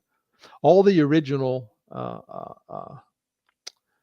apostles and all the early church fathers were aware of the Book of Enoch, and it specifically states that that's where we go. That's what that was referring to, the third level in heaven. The Book of Enoch was taken out as a compromise because it refers to the Messiah, and the Jewish people at the time did not want that in one bound book. So it got weeded out, but some of the early church fathers like Clement of Alexandria, Irenaeus, Origen, they wanted it left in, and it's still in the Ethiopian Orthodox Bible, and it's still out there in print. And I put the entire online version by R.H. Charles in the appendix of within grasp. Another interesting thing is, guess who's on level 2, according to Enoch? The Grigori. And who are the Grigori? Well, those are the angels who left their abode, that were in chains. They are on level 2 weeping. But when we die, we go to level 3. And that's all I'll say on that for now. Let's get Very rogue. Let's get to some more questions. Very rogue. Cannoli Theory, what are your thoughts on Mothman? Well, I am from West Virginia. I have studied some Mothman. Too many people saw something at the time of the Silver Bridge collapse to dismiss it. So I know they saw something. Now, what that something was is open for interpretation. Most of the reports are a being with red eyes. There's always the red eyes and some type of perhaps wings, a dark entity that would show up in certain places. I guess my thought on that is it really happened, but my brain tells me that I'm not real sure on what it was. Was it a dark angel? Was it an entity that wanted to claim its own? I mean, are we all children of the same God? I've questioned that before, since my belief now is that there are many gods and many other entities out there. Is everybody on this planet from the same God out of the plethora of gods that exist? That's just something to think about. Why did the Mothman show up at the timing of the collapse of the bridge, and why hasn't he shown up since?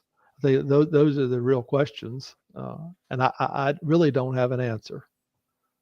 Other than let's go to another question, and let's go to Sovereign here, who is asking, please elaborate on long drawn out cosmic war that the rebellious fallen angels created. And do you think the final battle between God and Elohim versus fallen Nephilim takes place in Haifa?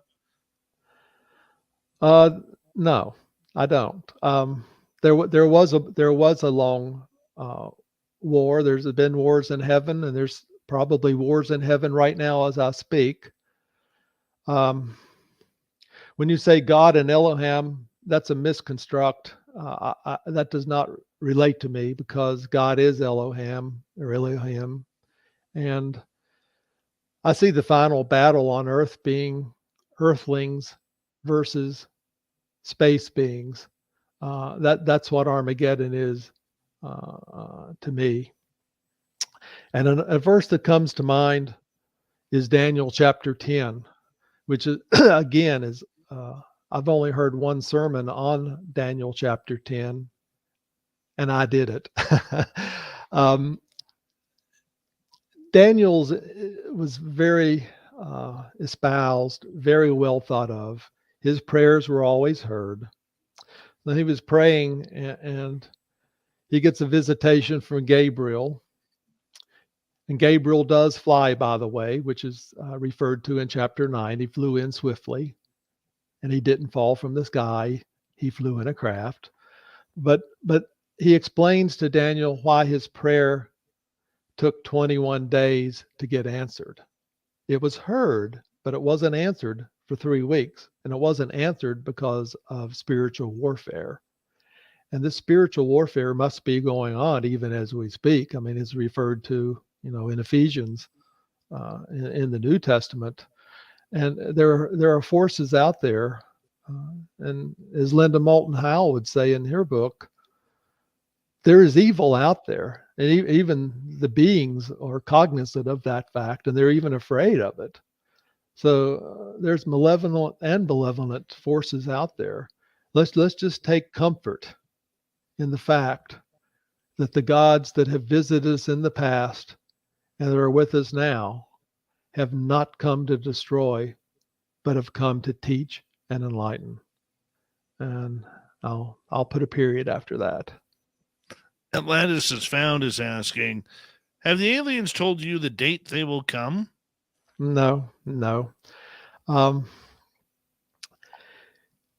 if I did and I was to share that, I would be probably looked at as a false prophet. I'm not big on setting dates because dates really don't exist. Time doesn't exist.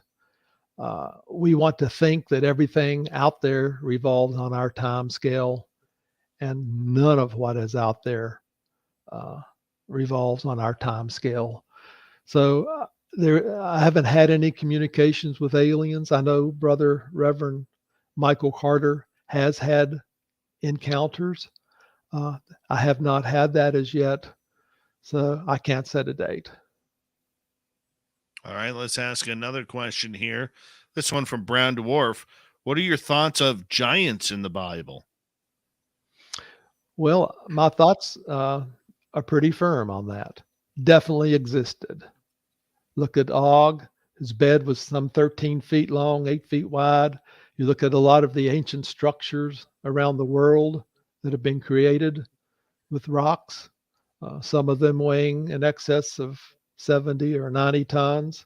You look at a lot of the structures that have been made in Sardinia, in Greece, other places around the world that were made with large beings. You look at a lot of the pictures, a few that have been confiscated.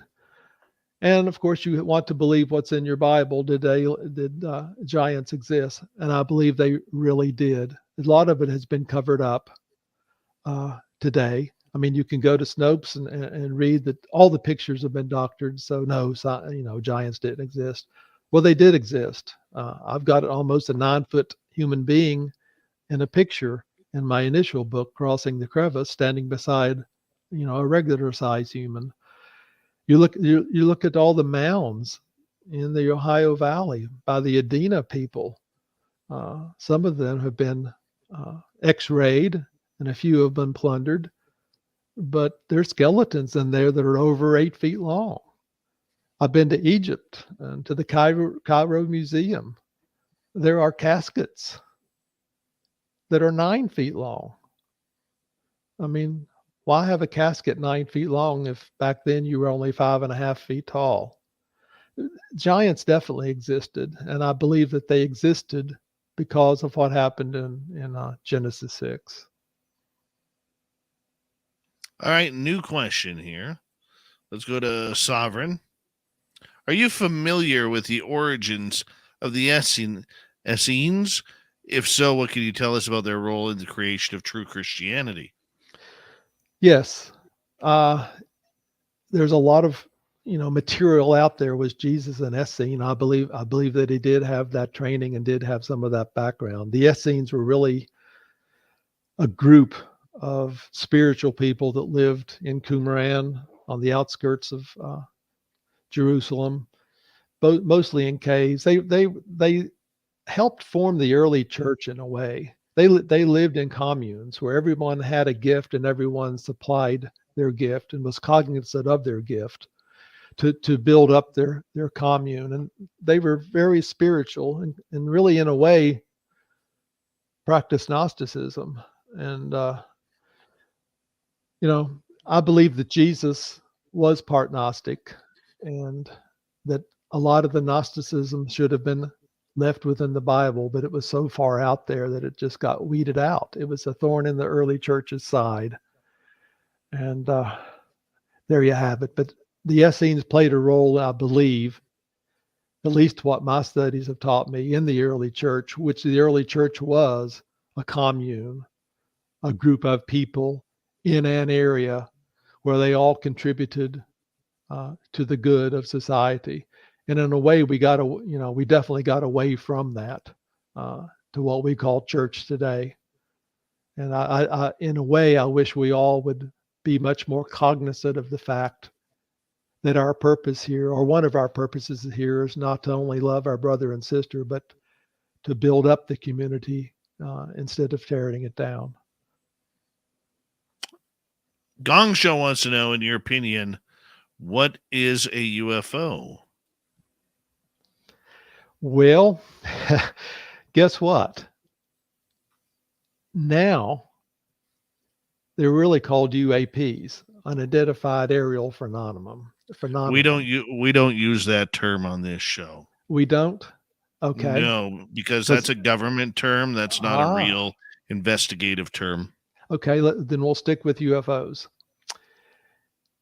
I worked with a fellow who taught at Liberty University, Jerry Falwell's conservative school, which is about 30 minutes from where I live.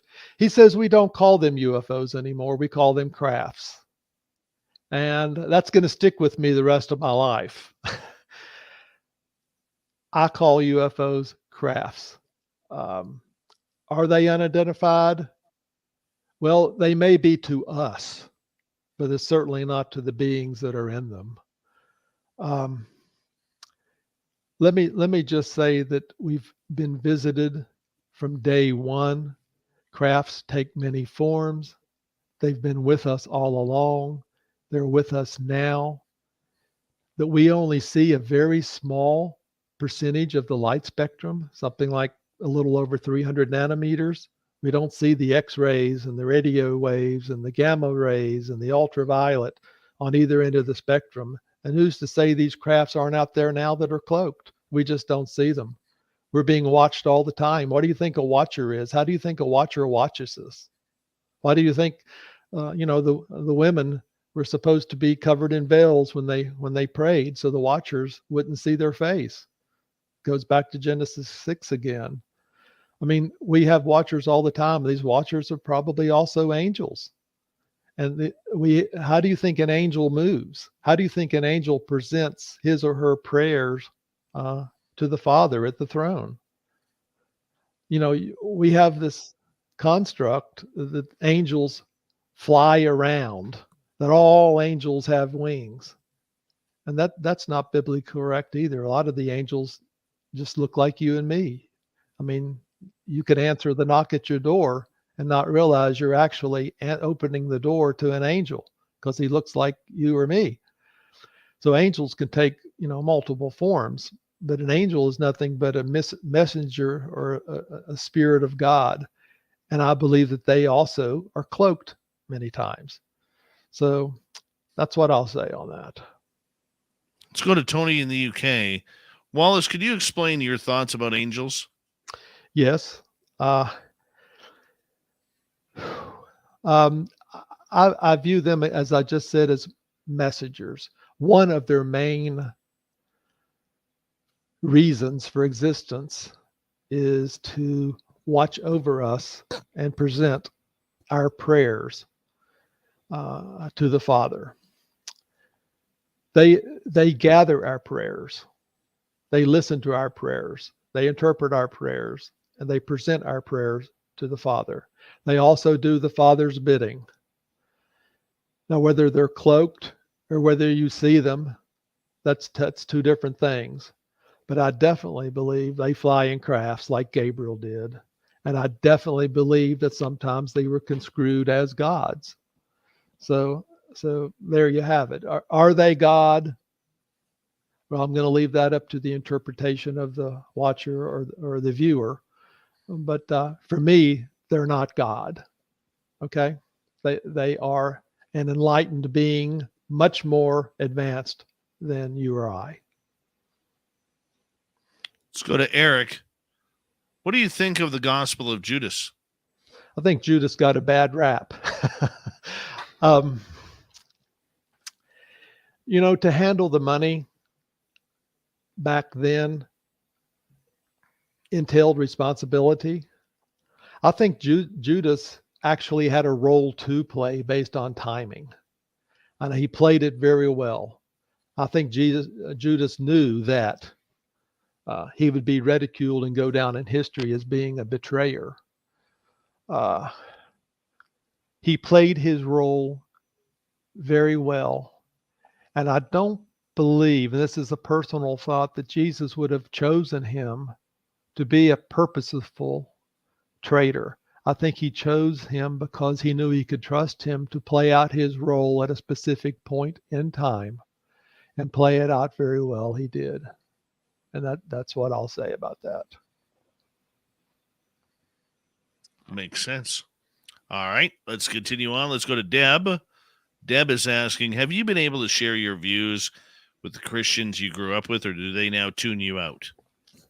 Oh, I've been asked that before. That's a pretty good question. Right off the cuff, I'll say that that's a little bit hard to answer because I no longer subscribe to any one church. There is no church around me where I live that shares the same beliefs that I do. So I no longer go to the churches I used to. In fact, I wake up on a Sunday and it's a decision made then as to whether or not I go to church or to what church I go to. I can be Presbyterian, Disciples of Christ, Lutheran, Baptist, Methodist, Independent. I mean, just whatever I want to go to now. So I haven't had any long conversations with them. I've had a few short conversations with some friends and whatnot. And pretty much they're still closed-minded on the subject. Pretty much they still attend, the services and believe the way they always have. Pretty much they continue to go to the Bible studies and to the Sunday schools they always have because that's where their friends are. Well, I still consider, the people I went to church with in the past my friends. It's just I don't associate with them much anymore. I've seeked out people that share my beliefs, that feel comfortable talking to me, that have something to share with me that can teach me, and I can feel comfortable sharing my beliefs with them. Those are the people I seek out now. Let's go to the Doug Shelby, who is asking, what's your opinion on the Da Vinci Code? And do you believe Mary Magdalene was Jesus's partner? She's obviously very, very special to him, witnessing his execution. Several questions there. I did see the movie, The Da Vinci Code. I did not read the book. However, a friend has recently given it to me, and it's about number 8 or 9 in my list to read over the winter, and I'm running behind. So I don't have a lot of specific comments.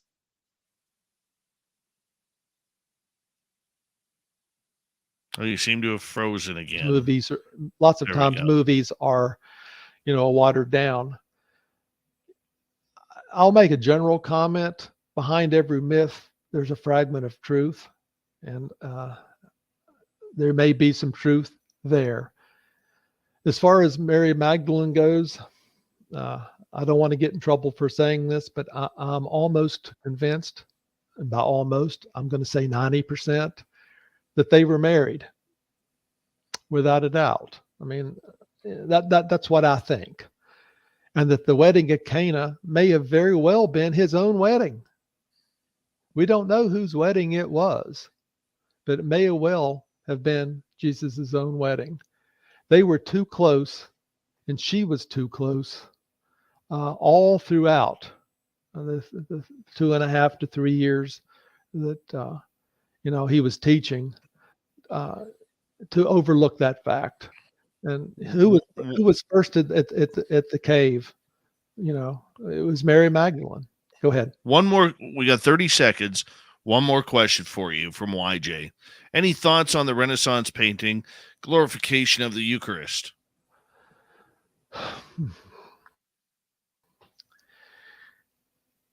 Well, I'm going to have to withhold my thoughts on that since we're on public radio. I do have a couple of thoughts, but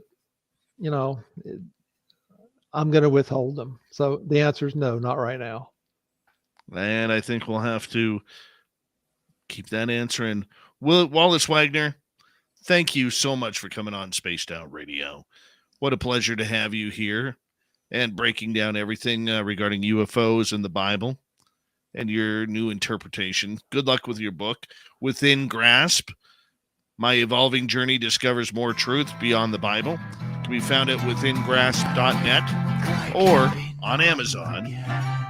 Coming up next, we're going to head to the swamp. Our resident swamp dweller joins us.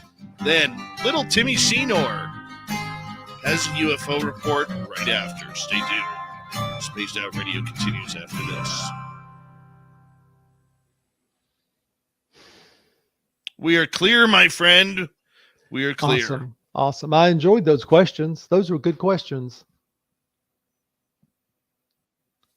Yeah, the audience is pretty brilliant. Pretty brilliant. I know there was a couple questions. We just ran out of time, so I apologize if you didn't get your questions answered. But appreciate you coming on in, Wallace, and we'll stay in touch. It's just you and me right now, right? Well, the YouTube audience can hear us, yes. They can. Hi, YouTube. Interesting topics tonight. I have a lot of the old paintings that have been done in the Renaissance period and in the early church period in my original book, Crossing the Crevice. And that first book I did was originally in color, by the way. It was an 8.5 by 11, but it was very expensive. So we narrowed it down to an 8 by 10 grayscale, which is a lot less expensive. I learned a fast lesson that as soon as you put one color picture in the book, the whole book becomes color by definition and exponentially more expensive. But if you want to see a lot of crop circles and high resolution and a lot of the old paintings and glyphs from around the world, I have some in Crossing the Crevice. All right. My friend, we got to let you go. We got to get ready for the next hour. Peace. But thank you so much, Wallace. Enjoyed it. Appreciate that. Thank you all. God bless. Bye-bye. Wallace Wagner, everybody. That was awesome. Absolutely awesome. I'm going to step away for a couple of minutes. Then little Timmy Senor will be here momentarily. Be right back.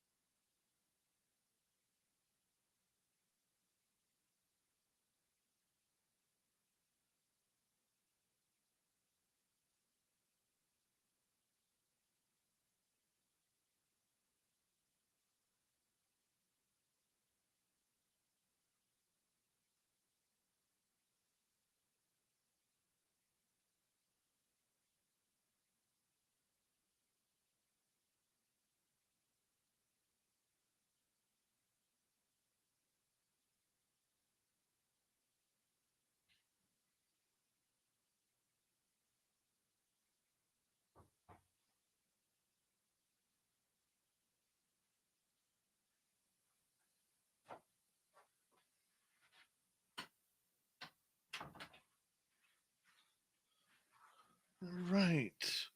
Got about a minute.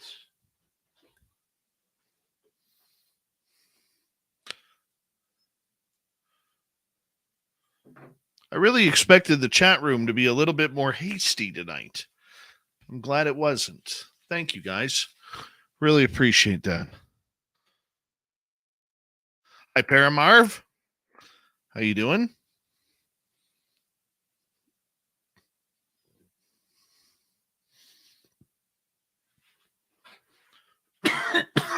Excuse me.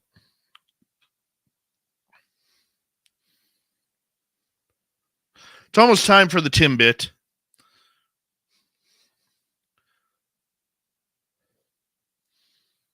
Our story tonight's 5 minutes, 42 seconds, Timmy. Big thank you tonight to Monica, Greg, Deb, Cat Chaser, Jeff, Atlantis, and Steve for the super chats. Very much appreciate your love and support, guys. Thank you so much. We want to see you all in Vegas. And if you can't make Vegas by checking the ticker below, come down to San Francisco, March 17th through 19th, UFO Con 2022. I will be there. Love to see you there as well. Here we go. Would you like to connect with us? Head to spacedoutradio.com for all your latest show info. Now, back to Dave Scott and SOR. Third and final hour of Spaced Out Radio is now underway. My name is Dave Scott. Thank you so much for taking the time to join us. We very much appreciate earning your listening ears wherever you are on this beautiful planet we call Earth. Hello to everyone listening in to us on our terrestrial affiliates around North America, digitally on Odyssey Radio, TalkStream Live, and KPNL. All of our archives are free. Join us at youtube.com/Spaced Out Radio. Do old Davey the favor, hit that subscribe button. The Desert Clam has set the password for tonight in the SOR Space Travelers Club, Crowrosis. Crowrosis is your password. Use it wisely, Space Travelers, as the Clam sets the password each and every night right here on Spaced Out Radio. Our website is spacedoutradio.com. We have a plethora of features for you. Rock out to Bumblefoot, read the news wire, check out our swag as well. Follow us on Twitter at Spaced Out Radio, Instagram at Spaced Out Radio Show, and on TikTok at Spaced Out Radio. It is time once again to head to the swamp. Our resident swamp dweller takes us on another spooky journey. Hi, Spaced Out Radio listeners. This is Swamp Dweller. It's time for your nightly dose of spookiness on the show. If you have an interesting encounter or a spooky story that you would like to share, be sure to submit them in at swampdweller.net. You can also find our YouTube channel at youtube.com/swampdwellerreads. Now, let's chill out, relax, and together, let's enter the swamp. This was 1998 when this happened. An old friend of mine asked me to go camping with him. I hadn't been since I was about 12, so I agreed. It sounded fun, and I was excited all week leading up to the trip.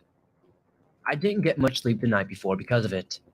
He picked me up just after 5 a.m., and we drove the 100 miles to the park. I managed to get a bit of sleep on the ride, so I felt a little better when we arrived. Then, he dropped the bomb on me. We still had to walk another 2 hours to the campsite. I tried to talk him into choosing a closer one, but he swore I'd love the one we had when we made it. With a heavy heart, I followed him. The first half hour wasn't that bad, I guess. Most of it was downhill. However, as more time passed, I became sluggish. Halfway there, we took a short break, but were back on the trail before I knew it. The second leg was a lot more uphill. It wasn't long until I was dragging again, and not paying attention to where I was stepping. We arrived at a flat section, and I was relieved. My friend was in front, and somehow missed the trap, but I didn't. All I remember was that 1 second, I was clomping along and hitting the ground. The contact with the bottom of the hole jolted me awake, and the rush of adrenaline masked most of the pain. As I stood up, my right ankle buckled, and I dropped down onto a sharp stick jutting out below me. Apparently, there are several more stakes in the bottom of the hole, but they had been knocked over. thankfully. When I looked down, I saw the bone sticking out of my shin. Instinctively, I pulled the stick from my leg, and the pain made me even queasier than I already was. I looked up to get an idea of where I was, and only saw blue sky edged by trees. I figured the hole was only about 10 feet deep or more.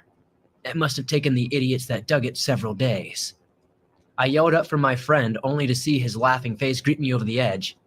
He didn't know the extent of my injuries at that moment, but when I told him, the laughing stopped and panic replaced it. I asked him what happened, and he told me it looked like some redneck poachers had dug up some type of bear trap and I'd fallen into it. I assumed he could simply reach down and pull me out, but that didn't work.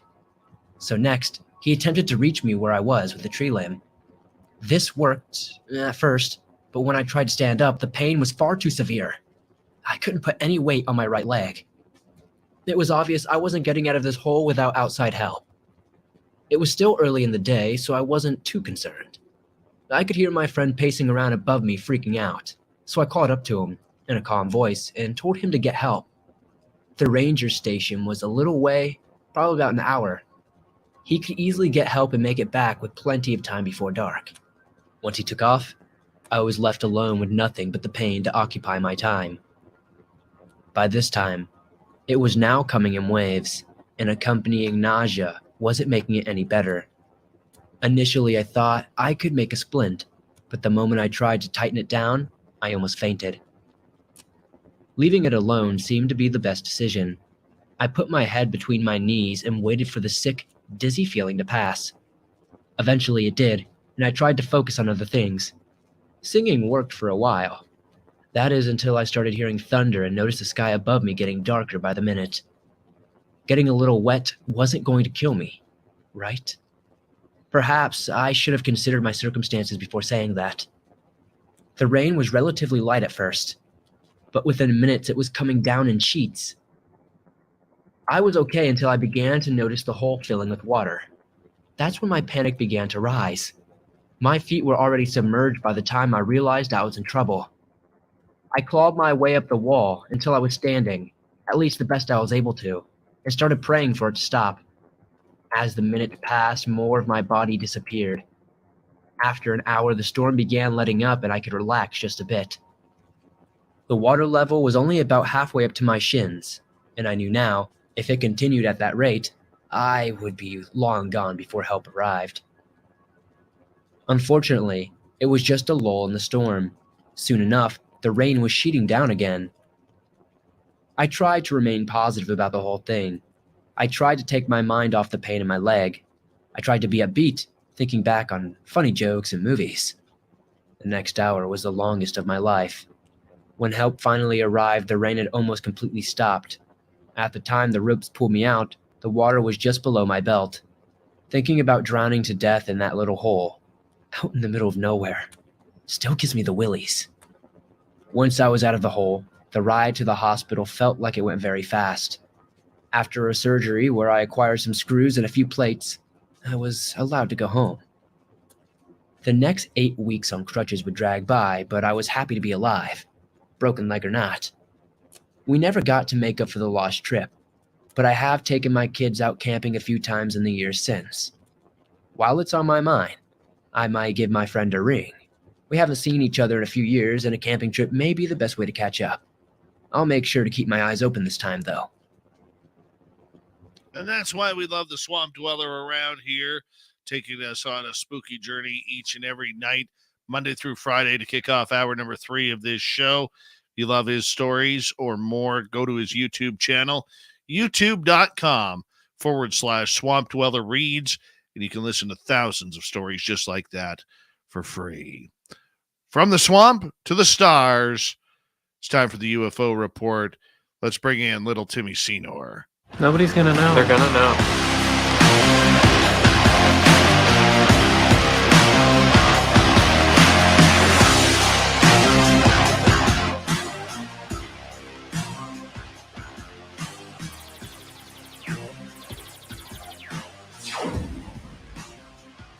Well, little Timmy Senor, it's time for us to do this radio show once again. And what is happening, my man? Not too much at all. Just doing the thing up here in beautiful Oregon, USA. How are things up in your neck of the woods? You're looking sharp, buddy. Your hair and beard combination is tight. It is tight right now, and it's hard to come by around these having a good hair and beard day. Ever since I chopped off my beautiful locks, but that's okay. That's okay. Yeah, you're looking great, man. Are you still on the regiment? Because it's looking like you lost weight too. Am I seeing that? I did, but I got to get back in the gym. Yeah. I've kind of let that slip a little bit. I've just been really tired lately, but I got to get back. I got 4 months to get ready for Las Vegas, so I look pretty just like you do, and that's all that matters. Yeah, I know. You're looking good though, bud. You've already made leaps and bounds, so just keep it up. As I drink an iced tea here. Hey, cheers! I'm having a hot tea. Same. Yeah, very nice, very nice. Last week was a very, very weird, strange, difficult political UFO week. And man, I'm glad we're through last week, man. I am really glad we are through last week and moving on to something different, something new here, man, because, between MUFON, between Enigma, between UAPX, it's all I can handle, man. It's all I could handle. Uh-oh. I'm about to bring another layer. Oh, no. Oh, no. Did you read our first headline? It's good news. Is there really good news in the UFO? NATO contemplating UFO space traffic? What is this about? Yep, and in the subtitle there, you'll see that the Scientific Coalition for UAP Studies urges the alliance, NATO, to create an open source database. And so interesting to consider, wondering whether or not to even waste time figuring out what makes this anthropomorph.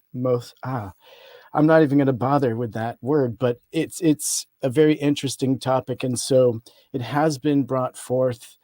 And so, according to NASA, more than 85% of the stuff that we have up in space orbiting our planet is dead satellites, spent boosters, discharged mission dross, etc.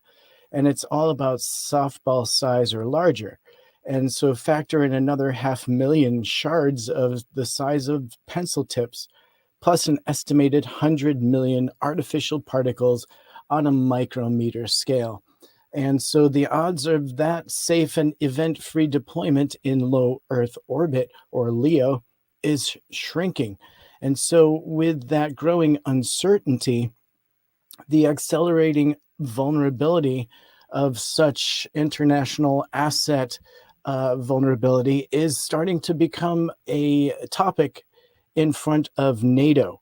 And so last year, after monitoring lively UFO discussions at the Scientific Coalition for UFO Studies conference in Huntsville, Alabama, a Defense Department employee was sufficiently impressed to contact SCU co-founder Rich Hoffman with a proposition. The Supreme Allied Command Transformation Branch of NATO was sponsoring another round of space policy discussions. And so this was in Italy this time, with the innocuous workshop title of Space, Exploring NATO's Final Frontier. Question: would you be interested in attending and speaking? And Hoffman replied, yes, emphatically. And so moving forward and addressing the UFO topic wasn't necessarily on NATO's program agenda. The Great Taboo would have slipped into time block and devoted to economic impact of expanding the alliance sphere. But it was pretty clear that at least a few stakeholders wanted to push NATO's margins. After all, they invited Ryan Graves to speak in Italy as well. And so it looks like data was put forth, and now 2 months after NATO's mid-November 2-day conference in Bologna, Hoffman offers a quick explainer about how the Allies are fractured over the UFOs as a shared interest. So keep in mind, in this quote, he says, keep in mind that NATO is funded by every country, Hoffman said, and that only about 8 of the 30 members have actually paid their full bill. A lot of the other countries are struggling to pay the 2%, and they're required to pay it. So with things being so up in the air in the world right now, you could have a situation where NATO is interested in UAP, but other countries just aren't on board to choose and may just ignore it. And so it's not like the United States, from the context of our government, saying they just want to do something about it, then get everyone's support and move forward. So, Dave, what are your thoughts about bringing this serious topic before NATO and getting SCU on board to help us talk freely about it there? Well, anytime we can have discussion about this, it's a good thing. Let's be honest. It is a good thing. What are they talking about, though? Because I think the problem that we have in this conversation is it's very one-sided towards the nuts and bolts of everything. Remember, if these things are coming into our sky, okay, something has to be flying them. If they're drones, who's flying the drones? If they are extraterrestrial, who is flying these craft? And we don't seem, or let's go back to the TTSA days. They did a great job of separating UFOs from extraterrestrials. They drew a very large Great Wall of China between the two subjects. But in reality, at least in my opinion, it has to be one or the other. If they're not from here, they're from somewhere else.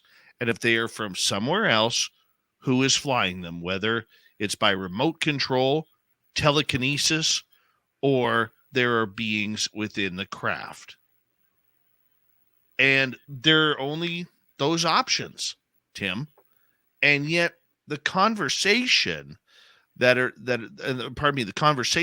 are being had regarding the subject never brings up extraterrestrial life or any type of extraterrestrial craft. It's all about the nuts and bolts, and I don't think I'm a fan of that. I really don't. You can have every eyewitness who in the military who's ever seen a UFO come forward. What are they going to give you that the public can't give you? Yeah, so Hoffman and Graves were allotted a scant 10 minutes apiece to finish their insights into the business end of the space domain. But there was a lot more spontaneity during their expansive Q&A sessions. And so obviously it was very much directed towards the flight safety. And so a lot of the Q&A was directed towards Ryan Graves in his experience and why he felt that potentially not only do we have the debris up there, but there are other objects that we may not even be aware of that are also flight risk. And that was really the part that was trying to be pressed by Graves. And then Hoffman's challenge was trying to show NATO a path for rolling the phenomenon into its list of space environment concerns, just in a very general way, and picking up on Graves' riff on how so many near-miss scenarios helped fuel the creation of the military's all-domain anomaly resolution office, ARROW. And Hoffman urged listeners not to make the mistake of dismissing UFOs as an atmospheric anomaly. And so he illustrated with the famous 1976 Tehran incident, in which 2 Iranian jet fighters briefly lost power while pursuing a UFO. And so there's a lot of momentum at the UN currently. And so pointing that out in this case is also pivotal to helping NATO take a chance at discussing this in a very serious way. And so that does, in fact, roll us into our next topic of the evening. However, we'll hit that when we come back. But please, your feelings on them bringing up Tehran in particular, which was a phenomenal case with, I believe, Avi Jafar, I believe was the pilot's name. And an old F4 Phantom. Right, F4 Phantom, that's right. And it was at the Mehrabad airport where it just had a massive impact on everyone around, including, now let's consider in that case also there was navigation and missile systems that had electromagnetic effects that were recorded. So it's a pretty good case for them to have brought up. So again, now we are bringing up the hazard aspect that you said that you're very frustrated with, but how do you feel they can, again, bring this to NATO's attention in a way and fashion that they can prove is a real topic that needs to be addressed on a planetary level? Hey, once again, I think the idea that we have conversations going on is perfect. We need the conversations. The more this gets to as many countries as possible, the better it is that it opens up. And of course they're going to, focus on the UFO aspect, right? We're not ready for aliens. The public is not ready for aliens. So you have to break it in. And using the Tehran incident back in the 1970s, early 80s, I think it happened before the Shah was deposed. That incident there was phenomenal. I mean, literally the two F4 Phantoms chasing around a UFO. It was very highly publicized. Where are those cases today, though? Yeah. If there's 300 plus sitting there, according to the U.S. government, where's the cockpit footage?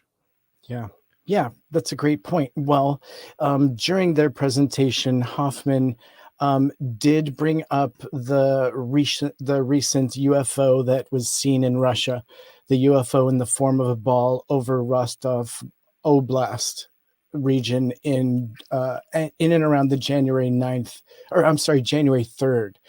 And so, was it a Ukrainian drone, mistaken identity, or fabricated story just designed to monitor the interest level of the U.S. intelligence, all potential? But it was brought up as something that either way needed to be addressed as an issue to investigate the reality of it, so that either way they can make it a real topic or squash it and not have to worry about it in NATO's purview, at least. Well, you know what? The main thing is they're talking about it. You got to start somewhere. It may not be the discussions that we want, all right? But you have to start somewhere. And that's always a good point. That is always a good point to make sure that, we are heading and trending in the proper direction. So good on them for getting the conversation started. And you know what? We'll have to also monitor to see how much, the U.S. government has influence over those words and those talks as they start to enhance. Because this subject isn't going away. It needs to get busier. It really does. Yeah. How interesting was it, to highlight here the fact that there was a Defense Department employee just happened to be in the Scientific Coalition for UAP Studies conference audience and heard Rich Hoffman talking. Brings up some question marks. Makes you wonder who's out there listening. Tim Senor, the UFO Report continues on Spaced Out Radio. When we return, we are going to take a look at more UFO stories, including San Marino and Project Titan. We'll be right back.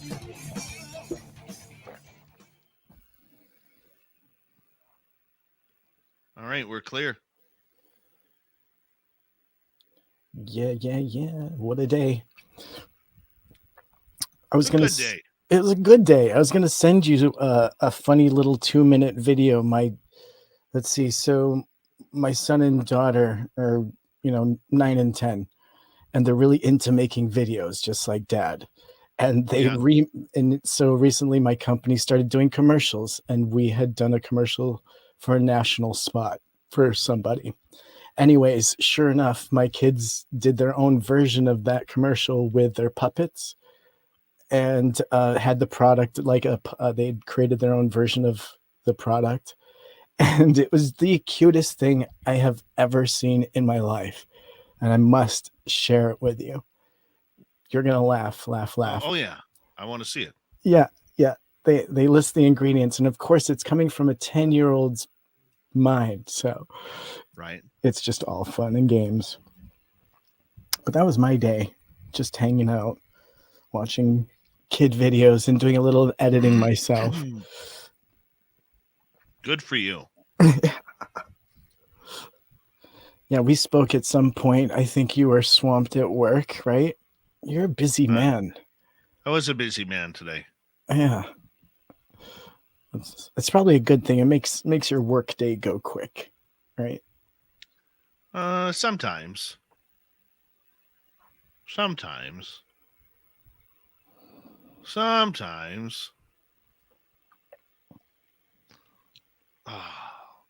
So, Golden Nugget, Las Vegas.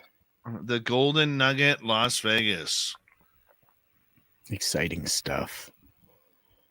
I wonder if the UFOs will be in the skies for us to see. That will be fun. I mean, if Melinda Leslie is there, we've got a really good chance of seeing it. She's got magic gear. I don't know.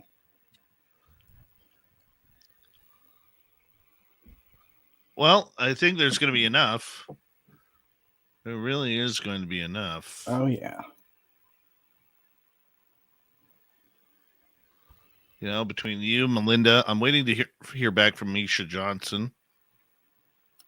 And then you and Terry, and Science Bob was going to bring some stuff too. I'm bringing radar. You bring the radar, dude. I'll bring the radar. It's portable. Mm-hmm.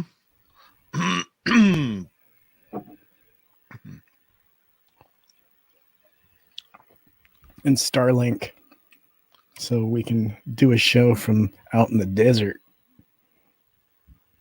Absolutely. Or something. Absolutely. You have a plan for your shows, though, don't you? Well, we're there. Yeah. Everything's planned. I love that. It's going to be a great time. I love that. There might even there might even be random guy sightings. Interesting. Could you imagine random guy showing up at the Vegas party, flying into town with his cape and mask on?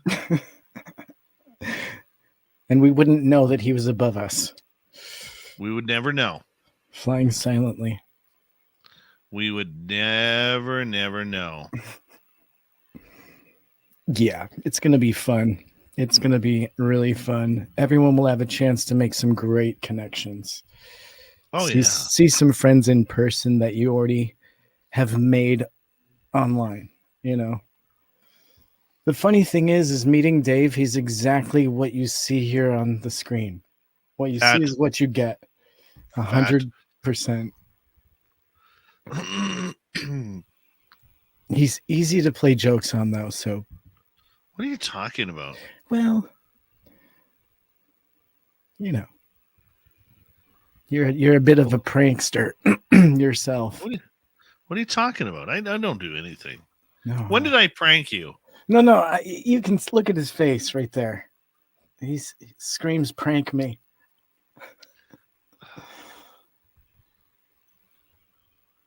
Yep. Random guy's gonna go out and he's gonna go out and put on a wig and show up as somebody else.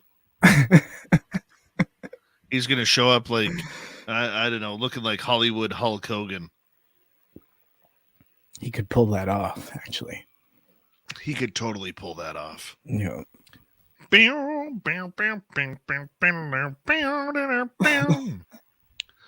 Thank you, Super Chatters, Monica, Greg, Deb, Cat Chaser, Jeff, Atlantis, and Steve. Hey, Mr. Catfish, how you doing? And here we go with the next half hour, everyone.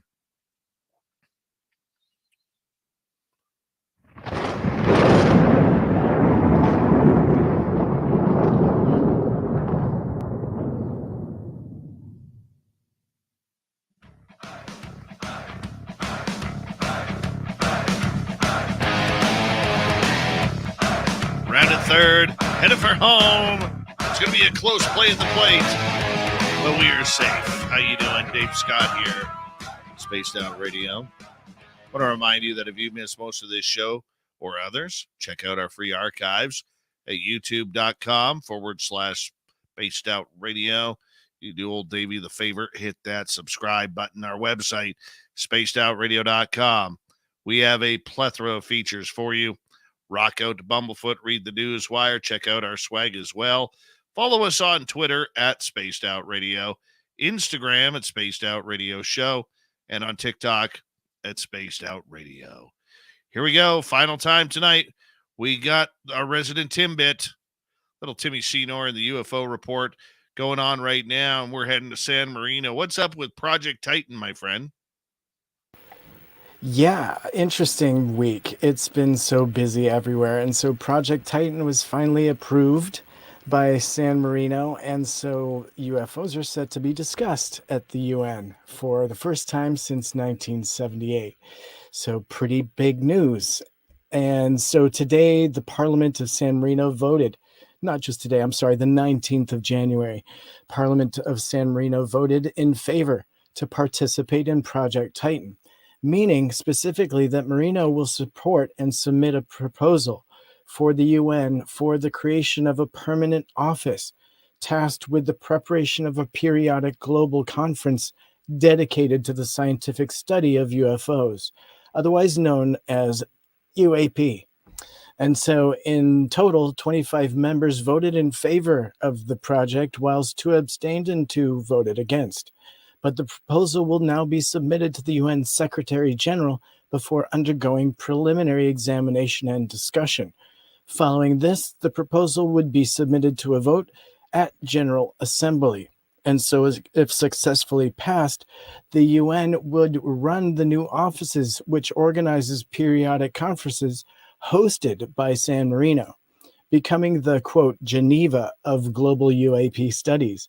These conferences would be accessible to private and state-backed researchers and organizations. And so, also known as Project Titan, the proposal was created and managed by Paolo Giazzardi on behalf of the the Center for Ufology Study in Nacional, or the CUN. And so Italy's main ufological organization and international coalition for extraterrestrial research is called ICER. And so now we know that in this quote, today the nation of San Marino has made a momentous decision, meaning that the UFO phenomenon will now be discussed where it belongs, at the United Nations, the highest council of humanity. And so this project is hugely important in today's world when observing nations are observing transmedium objects in their skies and seas. And so against the backdrop of conflicts, like all over the world battles that we are now seeing in the headlines, it is this topic which can promote a positive cooperation so that we can help solve an enigma which we all face. And this one topic can unite our planet and counter our tendency for conflict. And so what are your thoughts now that we know this is moving forward? Something also incredibly positive, am I right? Well, I think it is positive. Anytime there's growth, there's positivity, right? And that's what we're looking at here is growth and positivity. And that's what we want. right, is spreading the subject around. I mean, first, you're going to have NATO talking about it. Now with San Marino coming on in, that only means good things. The conversation will happen. The question that we have to be aware of, though, all these sorts of talks are great, Tim, but are they going to make it back to the public? Is the information going to make it back to the public? The only hope we have is that there isn't too much U.S. control regarding this subject heading into that conversation. Now San Marino is a sovereign nation surrounded by Italy, as it's kind of caught in the middle. There's only like 33,000 people in that entire country. But we hope that that sovereign nation can actually do something to bring positivity to this subject at a much higher level. That's the beauty of having a seat within the United Nations. Can it happen? Who knows? Depends on what the allies say. We know the U.S. isn't saying anything. They don't want to say anything, right? They're an enigma of their own. Your thoughts?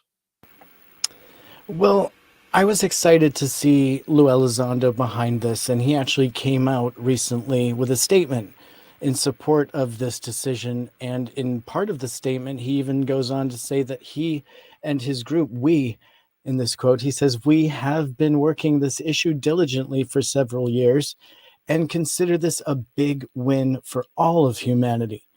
2023 is already turning out to be a monumental year for this topic, and I am proud to have been an integral part of Project Titan from its inception." And so extremely positive words coming from someone that we know has been very close to this topic and has been very clear about his movement in this direction. And so are we going to hear anything publicly, potentially through Lou Elizondo and his work? I mean, we are starting to see some buzz from him through Twitter and other sources in media. And so hopefully we will get a little bit of an idea of what is being talked about behind the closed doors of the UN. And so hopefully we won't only hear the topic of the threat narrative and what debris is in our skies. Maybe they will really discuss UFO and the reality of what you and I know is up there. Well, and that's where we got to remain positive, because we don't know what that conversation is going to be like.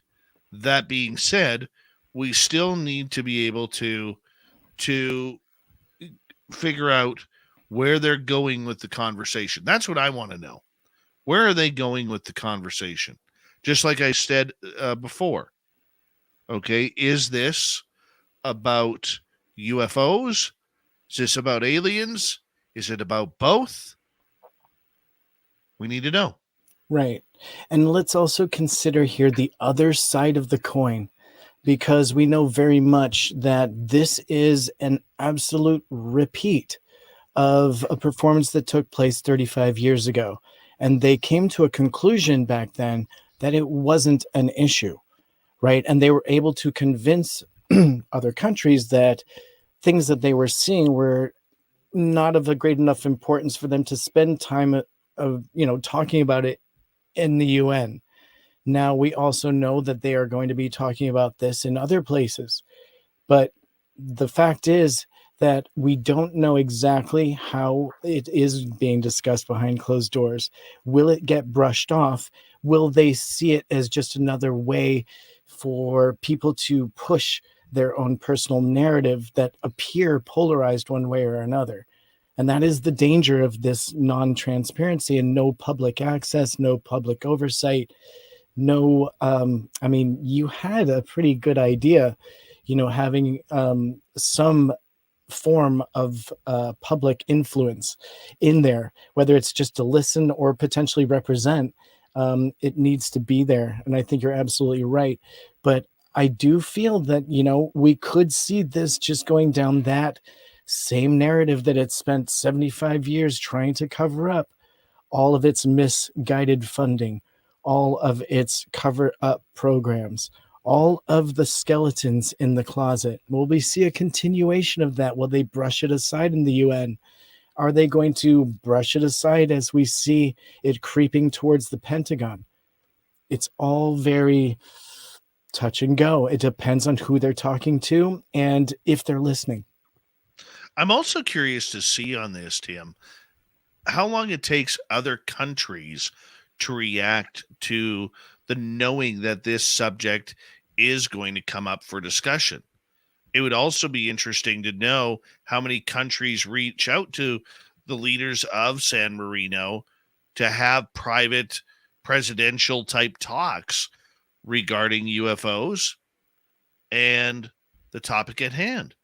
Yeah, they're going to have to, because recently Australia came out with a big unclassified document that names names, times, and places. And it includes some events that are absolutely unexplainable, and they include the details in this report.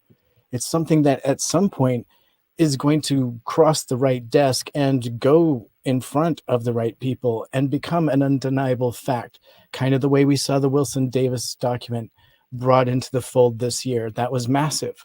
We need more stuff like that being brought under scrutiny and looked into, because if valid, it verifies a lot of details in our history that have been covered up.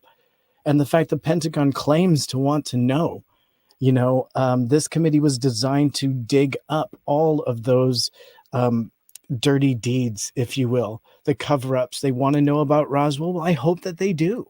I hope that they get the original newspaper clippings. I hope that they do the right due diligence and talk to the first and second-hand witnesses that are still available, because we know the clock is ticking on those people. Is it about bringing experiences like earlier on you mentioned the Tehran incident? Is it about bringing those type experiences to the table at the UN, or is it about bringing the knowledge that we already have? Because there's many countries out there, due to national security, that probably don't want to get into a lot of the science behind this phenomena, whether it's the USA, Russia, China, to name three. Yeah, and it's a good point that you're bringing up, because data from satellites, things like that we don't share publicly, do get shared. So when we're able to show things that are basketball size and larger, that are just debris, and we see other things that are moving that are questionable, well, we're able to share that information on a high level. Now, assuming they gave that information just in this article, that information exists. So what that tells us as the audience is that they can absolutely prove one way or another whether this needs to be discussed and how it needs to be discussed, and at what point it needs to be elevated to we need to do something now. And I'm not sure if that was directly your question. Well, let's get into it. A little Team Sinor. Let's say you're San Marino. How are you wanting to get into this conversation? Right. Well, obviously, and I know from people that are close to this topic that the obvious UFO, let's just call it tourism factor, was the big draw for them initially. And I think that has been a big part of the conversation, knowing that this is a little town that does depend on tourism. Now, let's also discuss the fact that it could bring quite a lot of highlight to the fact that this is in existence. And if it can be topical and pivotal on a movement, let's call it the new Geneva for this topic. I liked that, because we need that kind of neutrality on this topic, because yes, some of this will be our own debris. It will be our own satellites or military things, if you will. And so we need to collectively weed that out. And the discussion needs to be had on a level that we don't need to know about as the public. We need to know the results as the public, but I don't think we need to know how they get to it, because in all fairness, there are definitely, Dave, I think you'll even admit, certain things that we're not ready for as the public. We don't want to know that they can read your ID when you hold it up in the air. We don't want to know that, right? We can assume it's true. But I think that it digs a little bit deeper, and I think that it is something that absolutely needs to be discussed. And why not a beautiful part of the world of San Marino, Italy? Oh, hey, I'm not saying it isn't a beautiful part of the world. I mean, that's great for tourism, but in the end, where are we going with that conversation? I know I sound like a broken record. I know I do. But Yeah, yeah, how much are they going to open up? See, here's what I think happens if I could give my scenario, please. and I could be completely wrong. I think what happens now is the leaders of San Marino, whether they have a president or prime minister, I'm not too sure, probably is going to take some phone calls from the U.S. government, from Britain, from other allies, Italy, of course, probably a lot of the European Union. What kind of aliens are you going to be talking about there? Are you getting into lasers? Are you getting into physics? Are you getting into the chemistry of it all? How are you doing with this? What are you doing with this?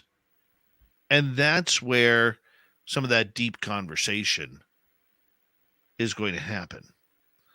And I think that's where maybe some of the allies say, you know what, you may not want to bring this part of the conversation up.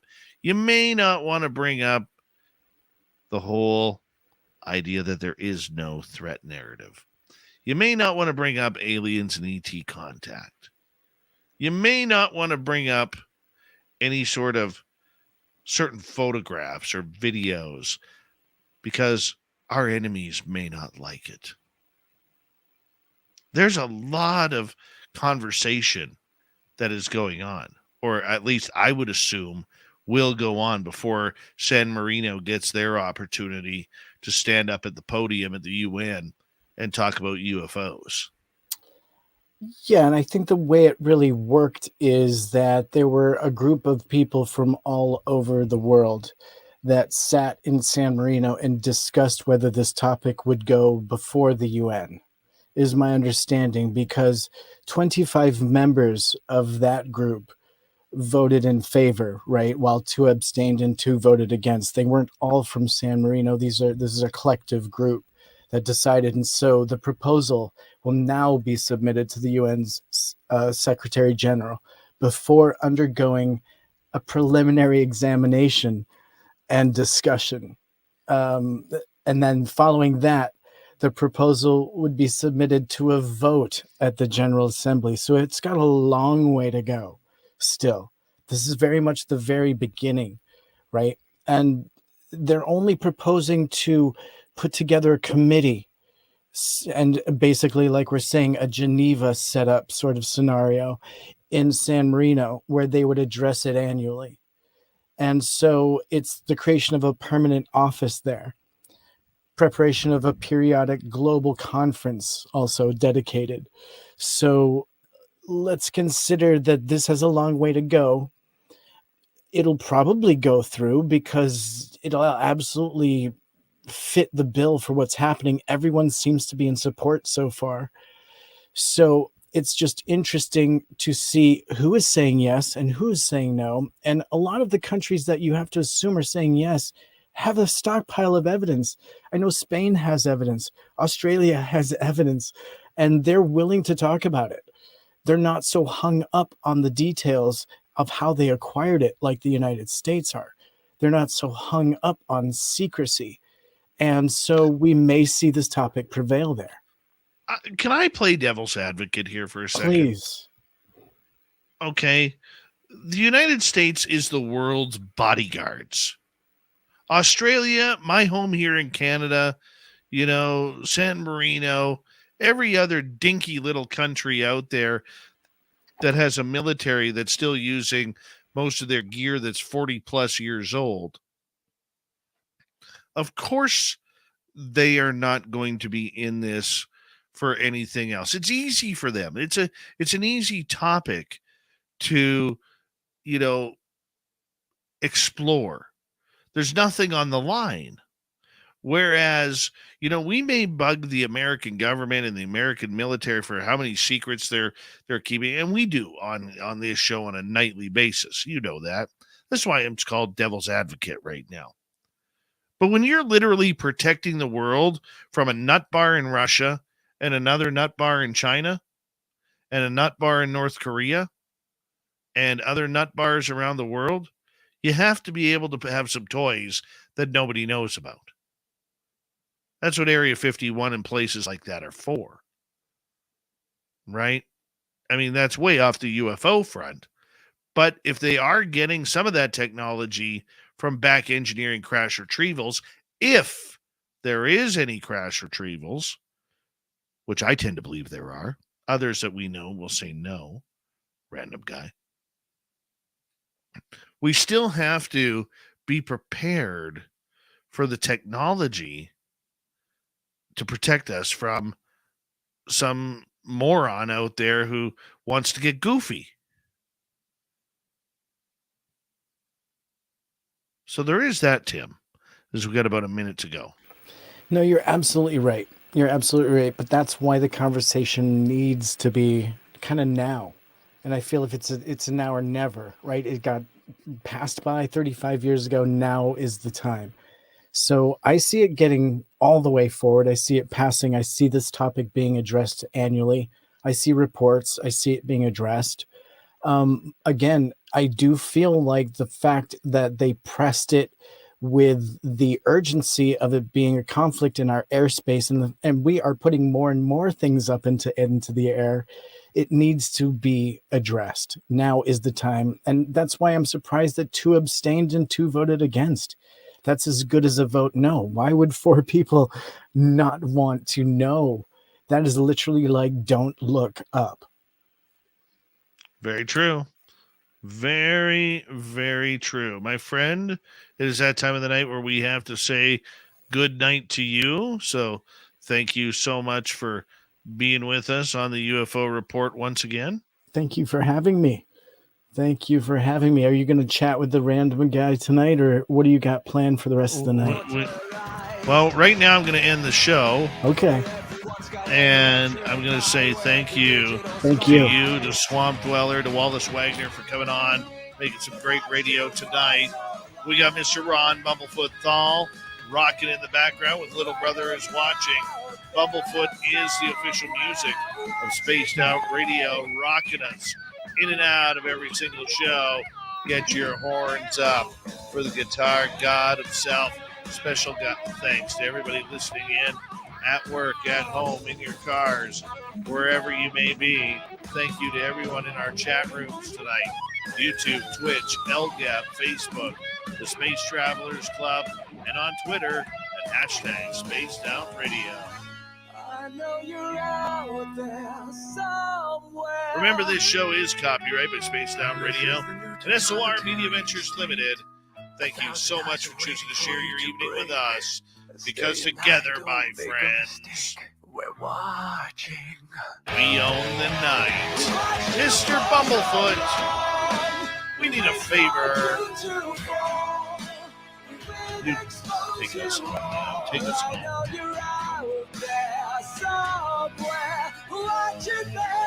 Yes, the Woo train has docked for the night. But soon, my friends, we shall ride again. Your seats are always available. Your tickets never expire. And if you want to bring a friend, we got room for them too. Good night.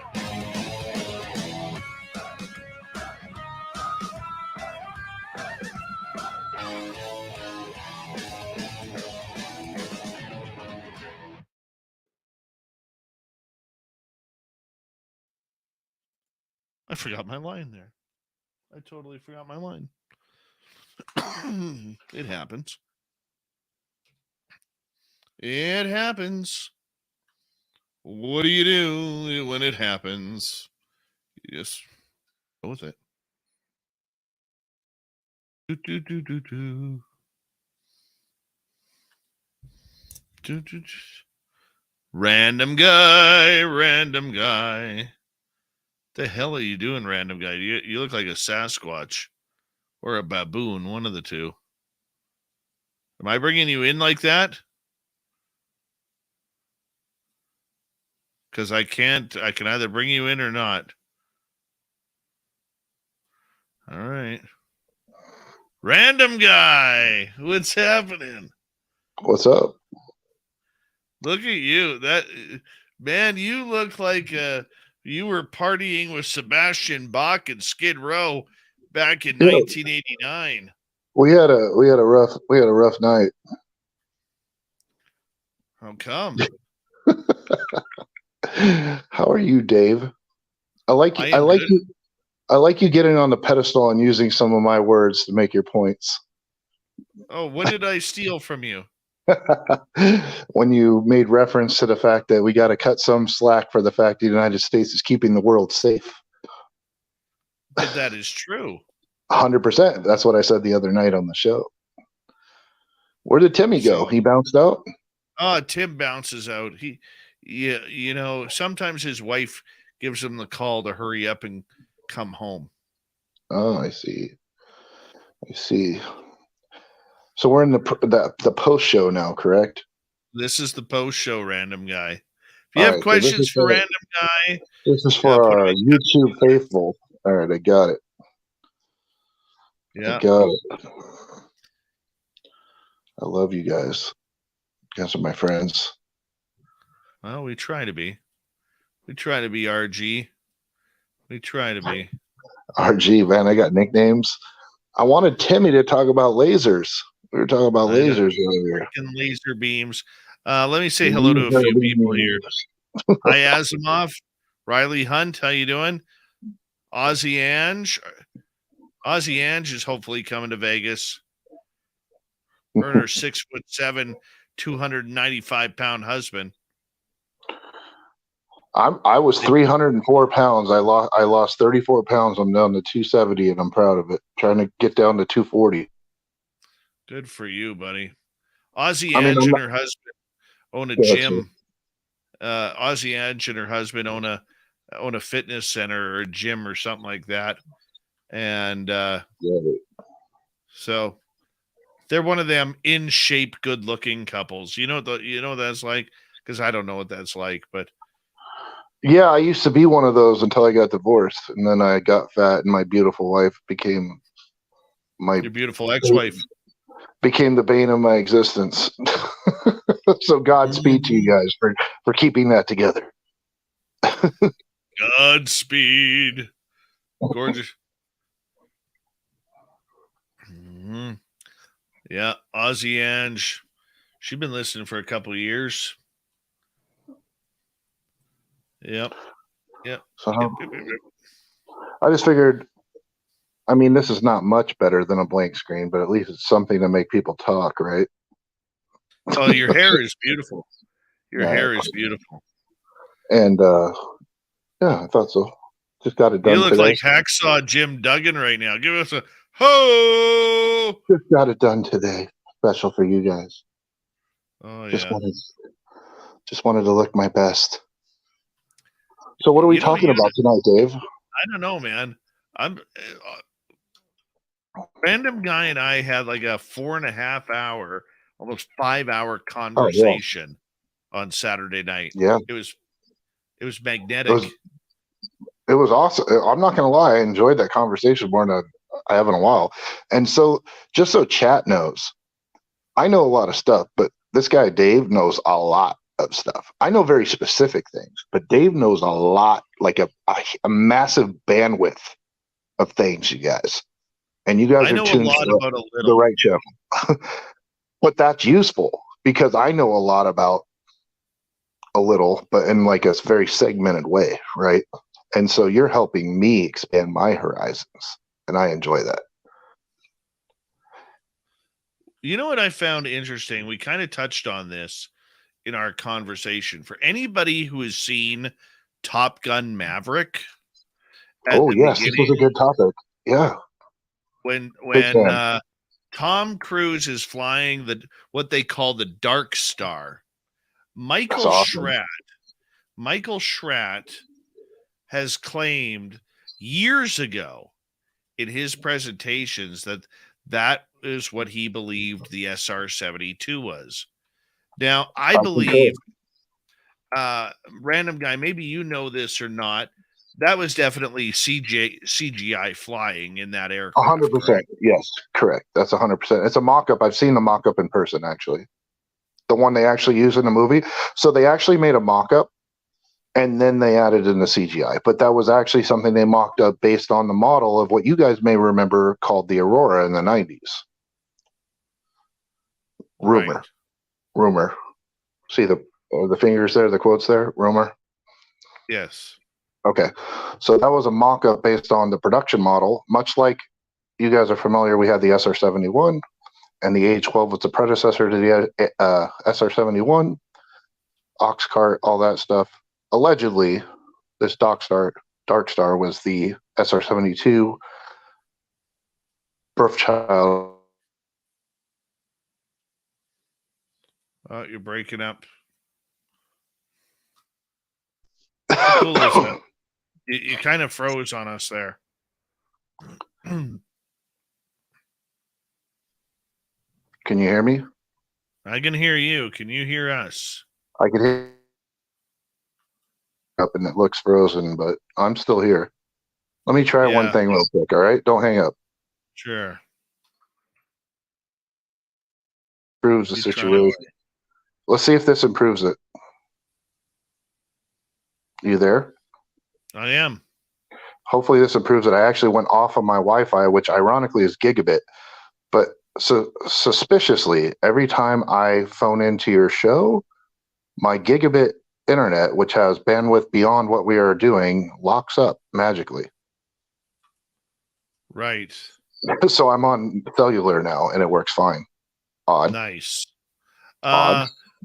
Former Navy guy, Eric Markham, who will be coming to our conference here, he actually spent time in the 80s on the Nimitz. Oh, awesome. I'm familiar with the Nimitz. He actually is asking, he says, I was told by a former Air Force intel person that satellites replaced the SR-71. What's your thoughts on that, random guy? I don't think that's any secret. The same way that we know that unmanned stuff replaced a lot of things, right? I don't think that's any secret. But that doesn't mean that was the end of us developing assets that can still be both flown manned and unmanned around the world at great speeds to do reconnaissance unannounced. Because here's this problem with satellites. A satellite stays in an orbit. You could change that orbit, but our satellites are monitored by, let's just simplify it and bring it down to Russia and China, right? When we move our satellites, Russia and China know within an hour we moved our satellite. They know exactly when it's going to fly over and where it's going to fly over at what time. The same we know when their stuff flies over our stuff, and we just go hide it, and they'll do the same. So you still have a need for spontaneous, high-speed reconnaissance that's unannounced and stealth. And that's why you will never see the complete end of earthbound vehicles that are high-speed and secretive. Very cool. Very cool. That is awesome, man. I know this isn't. Where do you want to go with this? I don't even know, man. I'll be honest with you. I've been digging this stuff about pole shifts and I've been geeking out on Skinwalker and some other stuff lately. But so whatever chat wants to know, I'm happy to talk about it if I can. But the other stuff, I'm just really geeking out on the other stuff at the moment. So you tell me where you want to go with it. You know what? Let's ask chat. If Random Guy and I were to do a segment together on our YouTube channel, what would you want that segment to be? Besides fully nude. Clearly they want us nude. Anon, how are you? Pole shift. The uncomfortable relationship between Bigfoot and UFOs. Yeah, just like no nudity. You're smart there. I was joking, by the way. If people don't know, I'm a comedian in my other life. Well, she's probably saying that because she knows my body is disgusting. Thanks, Ozzy Ange. Really appreciate the uplift there. Just right I to the love heart. it. I love Just this get chat, right to man. the heart. I love messing with you guys. But no, so what Dave's asking you guys, Dave and I have spitballed this. You've now seen me on the show a little bit here and there, and you're like, oh, this guy again. And so what we're trying to figure out is how can I be useful instead of just being annoying and trolling you all? How can I be a useful asset to this show? What does the audience want to see out of me and Dave? That's what he's getting at. Yeah. Here's what I was thinking, and I'm curious what the audience thinks. What if Random Guy and I were to do like a 1 week show, once a week show? We'll put it on the channel, maybe 15, 20 minutes long. And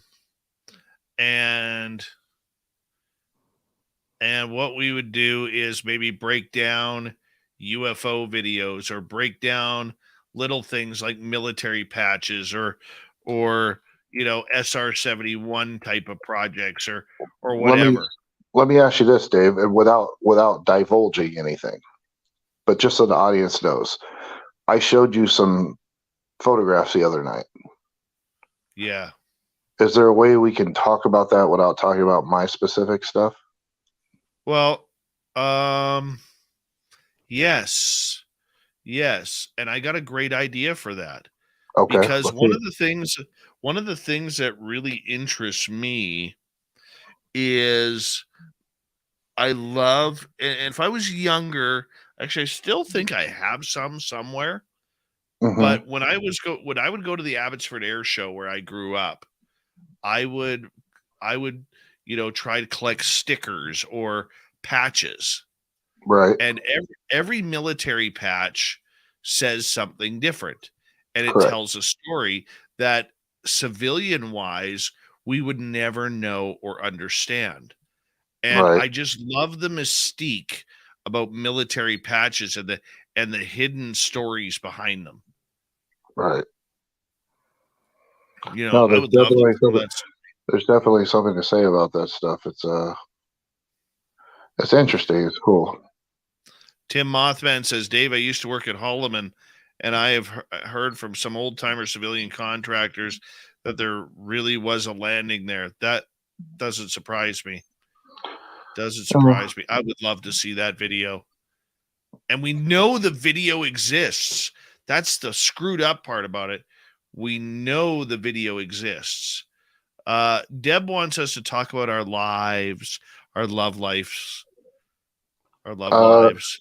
Mine is pretty sad, actually. I could write like The Notebook, but with a terrible ending. Tim, SR-71, yes. I actually just showed Dave pictures of me with the SR-71. Great aircraft. My dad's friend flew it for years. Mm-hmm. Love Very that familiar, aircraft. very familiar, been hands-on with it myself. Sat in it. I sat in the A-12 cockpit in Seattle. Cool. Was that like a museum or something? Yeah, the Museum of Flight. That's cool. Yeah, I've had the benefit of being in pretty much every modern aircraft that you can think of that's out there right now in operation. It's pretty cool. Do you have your wings? Only private. I'm not a military. Yeah, but that's pilot. what I'm saying. You're a private pilot.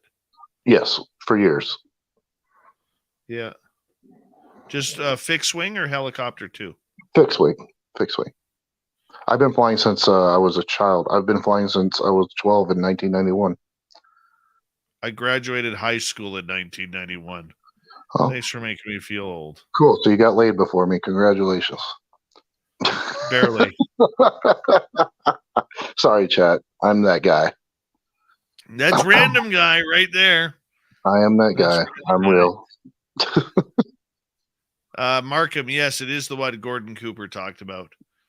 What was I going to say? Amy WC, nice. I haven't flown there in 30 years.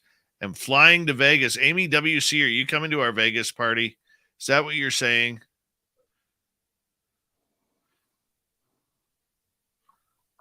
Chat, come on, you guys gotta have some cool questions. Okay, you guys ask a random guy some random questions. I'm feeling really good. I'm feeling really good tonight. Let's get some good questions. No swearing. Okay, so Penny, this wig that I'm wearing is actually a mullet wig, and I'm wearing it backwards. And that's the truth. That's why it looks so whack the way it does. Your mom works for Skunk Works in the 60s, 80s. That's awesome. So she was a Lockheed employee. Pretty cool. Sorry, guys, I'm a little bit behind because I'm live on the broadcast, but I'm reading a chat. And if you guys know how this works, I see it like 30 seconds after you guys type it. That's kind of where we're at with it. All right. FedEx pilot. No, I didn't fly so just so you guys know, when I say I fly, I've been flying my whole life. Like, I started flying tail draggers when I was 12 years old. I never flew for the military. I never flew commercially. I've never been paid to fly an aircraft ever in my whole life. Just got my license, and I have some friends that are very wealthy, and I fly with them occasionally, and they let me take pilot in command. But for the most part, it was just a hobby thing, not something I did for pay or anything. Are you a beauty or a beast? I'm definitely a beast. Yeah, 100% a beast. What is your opinion on Bob Lazar and his story? Eric, great question. Dave will tell you when he gets back. Ask Dave. Hey, no, I'm serious. He's in the bathroom. You guys need to bug the hell. Do me this favor, and I will hook you guys up with whatever I can. I will give this channel and this chat all of me. Bug the hell out of Dave and tell him to hook up say, hey, random guy needs to meet Bob Lazar, make it happen, because I need to meet him. And in return, what I promise you guys, if you can get Dave, lean on Dave and make this happen for me, private meeting, no cameras, I will 100% get back to you guys and tell you if he's legit or not, because I would know if he is. And I will 100% validate his story more than anybody ever has in their whole life. And eventually, I think you guys will find out why. But for right now, just know that that's the truth. Get me in front of Lazar, Elizondo, any of these people, and I promise you I'll tell you if they're legit and their motivations. Can't be cameras, though. It has to be me and them in a room. And that's 100% real. Mount St. Helen, any truth in military transmission? I have not heard that. Mount St. Helens erupted at, what was that, 1980? I think I was like 1 year old when that happened, so I can't comment on that. I've never heard that. I have friends that are stationed up in Seattle and at what's up there. You guys got McCord. I have people at McCord. I have people up that way, and then there's the SEER training school, survival school that I have friends at. Let's see. Jump out of your friend's plane. I've jumped out of planes a lot. I'm getting a little bit too old for that now. Just like I stopped riding motorcycles. I am racing a car at the Daytona 500 next month, though. I'm not kidding. So it's like a full-on. It's not in the Daytona, like not the NASCAR race, but one of the lesser races. I'm actually racing in it. It's going to be kind of cool. That's already exciting enough for me. Let's see what else we got. What's the right terminology for what? I just thought what's the right. I probably missed the important part of that question. I'm sorry. No cameras. Is random guy reptilian? Nope, not at all. And in fact, here's the thing, guys, the cat's going to be out of the bag. You guys come to this party in May, you'll meet me and you'll know everything. You'll understand. All right. Come to the party in May, hang out with me in Vegas, and it will all make sense. All right. So we're clear. I've heard that multiple times, but cannot confirm the military. Yeah. I just don't know. I haven't heard that story even. How old are you? I am 43 years old. I am 43. Yep. Keep firing there, random guy. No, they're doing great. The chat's being great right now. Who's your favorite grade school teacher? Her name was Mrs. Mays. She was actually my math teacher. That's good. I'm guessing a random guy is about 44. I'm 43. You're very close. Yeah, that's great. We talk about UFOs flying into volcanoes now. Okay. Actually, Tim, I'm glad you brought this up. And it goes, I kind of mentioned it the other night, but anybody that wasn't here, I'll go ahead and reiterate. So I'm of the opinion with great logic behind me and great scientific knowledge behind me that a volcano is not a problem for a UFO any more than the ocean, any more than space, because if we're operating under the assumption that these crafts can move interterrestrially, intergalaxially, I don't know if that's a word, I probably made it up. But if they're able to travel in these manners, the medium is not important. Their important thing is, what is the universe made of, right? Atoms, electrons, protons, etc., gravity. If you can manipulate gravity, atoms, and matter, it doesn't matter what it is. It doesn't matter if it's hot, cold, big, small, you can move through it. So let's wrap our head around that fact.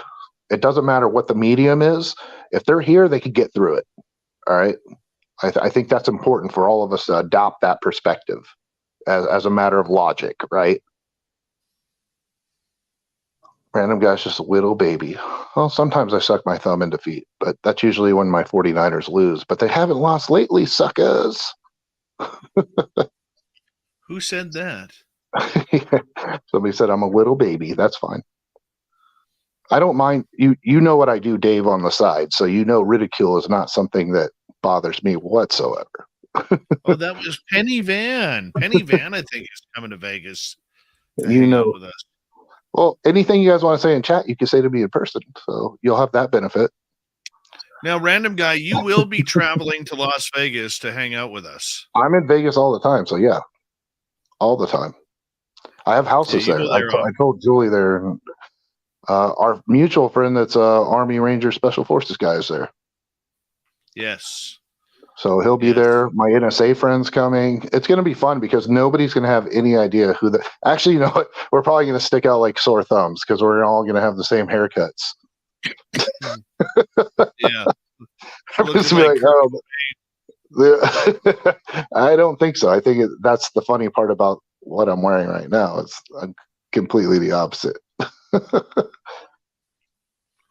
Gee whiz. Gee whiz. All right, chat, keep it coming. You guys are doing great on questions. Let's keep it going. Tell us about I missed that one. I missed one. Grandizer, tell us about Heaven's Gate, the Comet Hale-Bopp again. Love that topic. That's where Art Bell actually almost got sued over that, saying that he was at fault for that. The power of radio. Yeah, I mean, I don't get into the cult stuff so much. I do. I like the astronomical part of. So in college, my actual degree, I have a master's degree in business.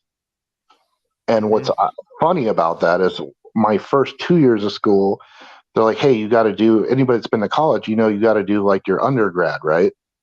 And so they're like, hey, you got to take this many electives and this much science and this much math.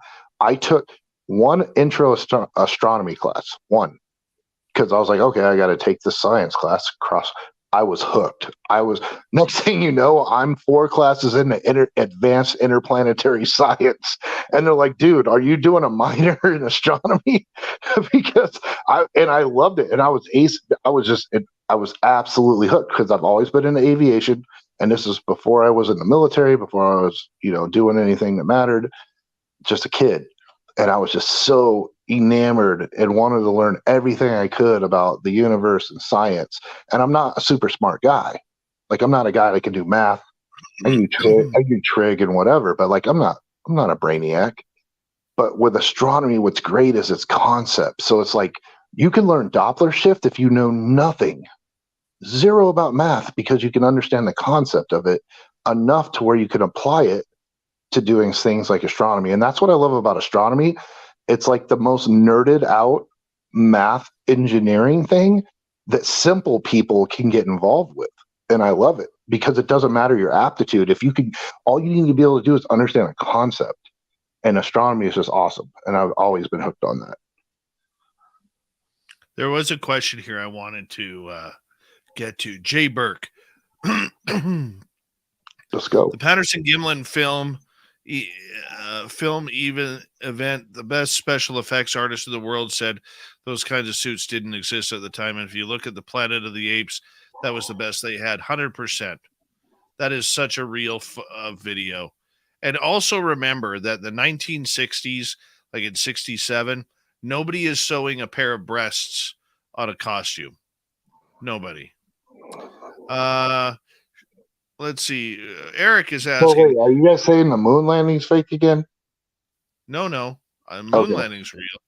Okay, Marka wants to know, do you have any information about the WOW signal? Wow, not familiar with that term. It happened, I believe, in the 70s or 80s, where SETI actually caught one signal. Interesting. No, I'm not familiar with that at all. So here's the thing, guys. I'm new to the UFO land. Okay. I don't know a lot. I don't have a lot of research under my belt. Dave will tell you every day I'm asking him questions. Hey, dude, send me a link for this. I'm learning about it. What I do know about is like the government side of things and the science side of things that are factual. The study of the unknown part of it, I'm learning as we go, just so you guys know. So some things I may not be familiar with. My job here is to relate what I know to the things you guys already know better than me, so I can help you rule out what's real and what's not, and we can figure it out together. That's where I'm at with it. Right. It's exactly right. It's what we do around here. Well, it's just another angle. You already have all the best people on your team. I've seen it. You know everybody that matters. I can attest to that. And what you do. You don't have somebody like me, and that's why I'm here. Gailey wants to know what kind of telescope you currently own. Actually, you're going to laugh because I actually just gave the one I have or had to my buddy because he has got 2 young sons that are interested, and I hadn't used it in years. So I currently have literally some ghetto, it's like a $200 sharper image thing in my closet. And just so you guys know, for any of you that are on a budget and looking into stargazing, you are much better spent with your money to buy high-end binoculars than a shitty telescope, because the glass is what matters. So if you're going to buy like a $200 or less telescope, buy the best binoculars. That's my advice. You got to spend to get where you want to go. I agree. That's just a fact. Random guy, do you know about the government listening with? Yes, thank God you asked that question. See, I wanted this question. There you go. What were we talking about earlier, Dave? Lasers, high energy beams in the ionosphere. A program called what, Dave? DARPA. DARPA. Okay. So I was actually, me and Dave and Tim Senor were discussing this earlier. Dave, not so much because he's annoyed by me bugging him every 3 minutes during the day because he works and I don't. But I was talking about, Timmy, I was talking about lasers and high energy into the ionosphere with weather manipulation. And I want to talk about pole shifting. And I know that's not what this show is, but can we have a damn show about pole shifting? One show and let me come on. I want to talk about, I think it's all related. And Timmy agrees with me.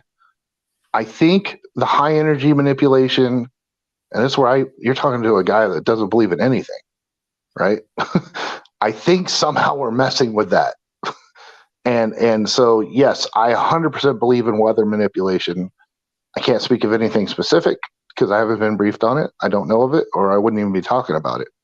But I 100% believe that's happening. I have enough of my own anecdotal evidence to believe that's happening. And I believe it's related to the acceleration of the pole shifts and other stuff with high energy refraction of energy off the ionosphere. And now I'll take my tinfoil hat off. You look good, tinfoil. The pole shifting magnetic thing is definitely natural. That's like, at least, okay, I can't say anything's definite because I'm not a genius. But based on my research, that seems like that's something that happens, right, guys? 12,000 year cycles of ice age based on the same as the polarity shifts, all that stuff. That's like basic, even mainstream science embraces most of that theory. What I'm saying is I think we've messed something up, either intentionally or accidentally. I don't know.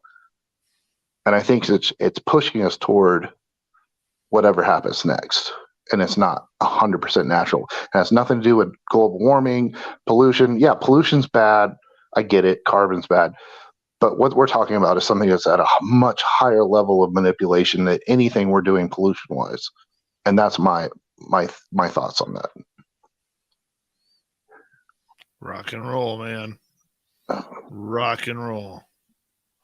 There was a question before that from Amy. Where is it here? Amy was wondering, what's your thoughts on Nibiru? Nibiru? Yeah, Planet X. No, I know exactly what that is. I've read Enoch and all that stuff. If part of me wants it to be true, because it explains so much, right? It's very convenient. It really does explain a lot. And ironically, I have personally spoken to people at JPL, NASA, and otherwise when it was none of my business, and talked to these literally smartest men in the world, and they laugh. And half of them will tell me, and this is private. This is not. These are like, what we're talking about doesn't exist, and what we're talking about, it doesn't exist. So this is literally real. And they're like, dude, we don't know. Or sometimes they're like, maybe. And these are literally NASA JPL type people telling me this. And they're like, all jokes aside, maybe. And like, that's enough. When you read all that stuff, they're like, holy shit.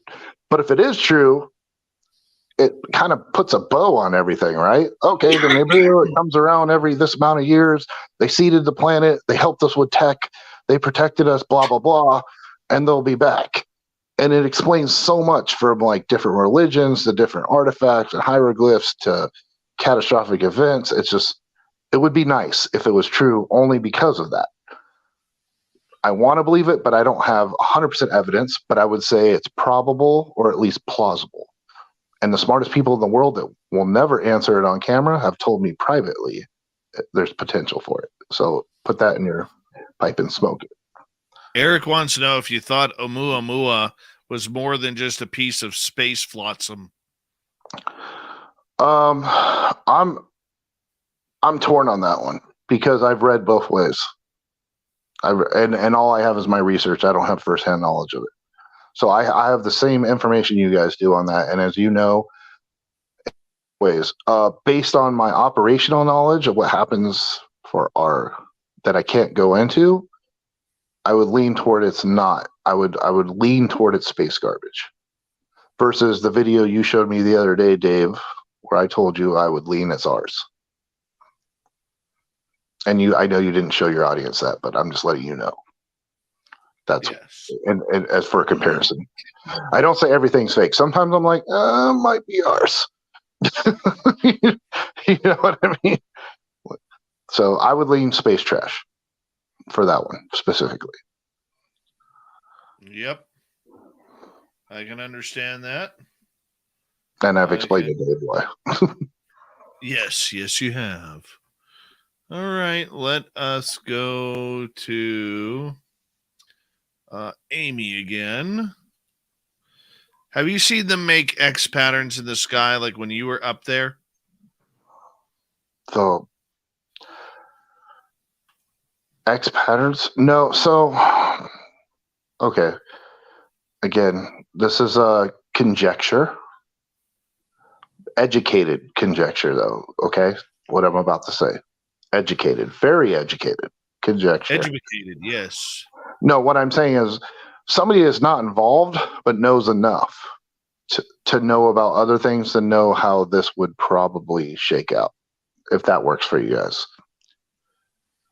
When you see 99% of when people are talking about chemtrails or seeding or whatever you want up there, it's literally contrails, you guys. Because most of you are not aware there's airways, there's jetways, we have airspace. Pilots know this.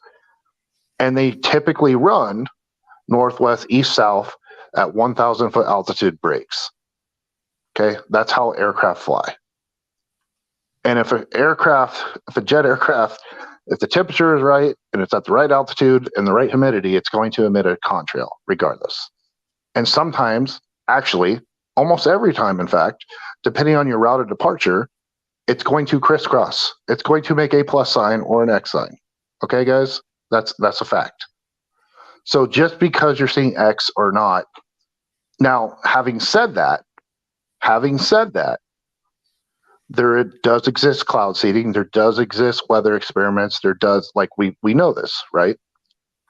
But for it to even be suspicious on my level of they're doing something like that, you would see congruent lateral lines, and they would be puffy, not straight ice lines. Contrails are more like an ice line, like a straight line. You will see a puffy line. If you look up cloud seeding, anything like that, you will see it's usually at a lower level, not that high. Because if you go too high, if they seed, if they do anything manipulation-wise at let's say 40,000 plus feet, by the time that stuff hits, if you do that over California, it's hitting the ground in Colorado, and you really have no control. It's the prevailing winds, right? So it has to be at a lower level, which means it's going to be less cold, which means it's going to be less of a straight line. You're going to see a puffy line when they're manipulating, as far as if they want something to reach the ground or in the cumulus layer. Okay, guys, if that makes sense. And that's based on actual intelligent information. But great question. All right, let's get to another one here. See where we are. I'm scrolling. Random guy, thoughts on this reality being a simulation? Dude, another one I love. I'm a big Neil deGrasse Tyson fan, right? Who isn't? If nothing else, maybe not his politics and whatnot, but if nothing else, because of the way he breaks down stuff and explains it, because he is a smart dude, regardless of your take on it. And I love watching how he presents things. So I will say simulation theory is one of the most amazing things, but it's kind of all the ingredients are there for it to be true, except for we're missing one big component. Okay.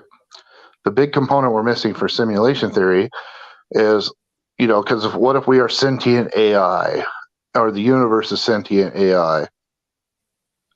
Well, at the beginning, you have to have somebody code that AI, right? And then they're checking on that AI. What happens when people witness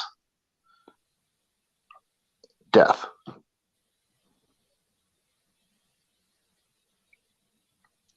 So when people die, your body dies, and people talk about the soul and this and that and the other going away. But what happens truly to the population level? The population has grown to 8 billion today, correct? Yes. Okay. We know for a fact the population was a few thousand at some point, maybe even less, dozens, hundreds at one point in history. What is causing the population to grow if there's not players for that? Unless we're just a random freaking program, but that doesn't make any sense. What would be the purpose of that?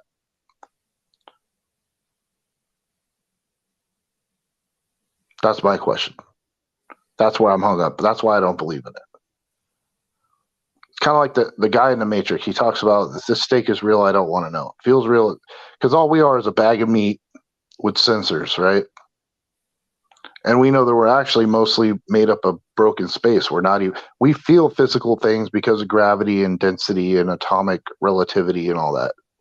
But really, we are, like, how many of us feel like we're 78% water, but we are, correct? True. And of that, that's fact. So 78% of you, your muscles, your strength, your private parts, your brain, your face, popping your pimples on your face, you're 78% water, and that's a fact. And then of that, you're like 90% not even really there atomically. It blows your mind when you really learn the science behind it. But my point is, moreover, how does the population grow and contract if it's AI? That's the part I don't understand. Because if somebody's controlling us unless we're just some free will bot. I suppose that's a possibility, but I don't see the purpose of that.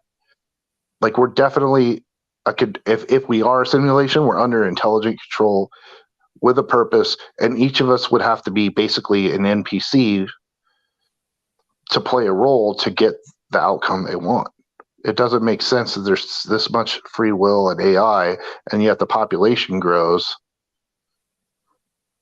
To me, that I just can't. I can't seem to balance that out with something that makes sense. That'd be cool, I guess. But then it also takes away our purpose as humans. It's like, who cares? We're not really here. We're just bots, right? True. Let's go to Tony. Random guy, do you know if there is any correlation between all the pyramids around the world, and who do you think built the Great Pyramids? Well, the correlation, I think, is pretty well proven with the parallel. Like 90% of them are on, right?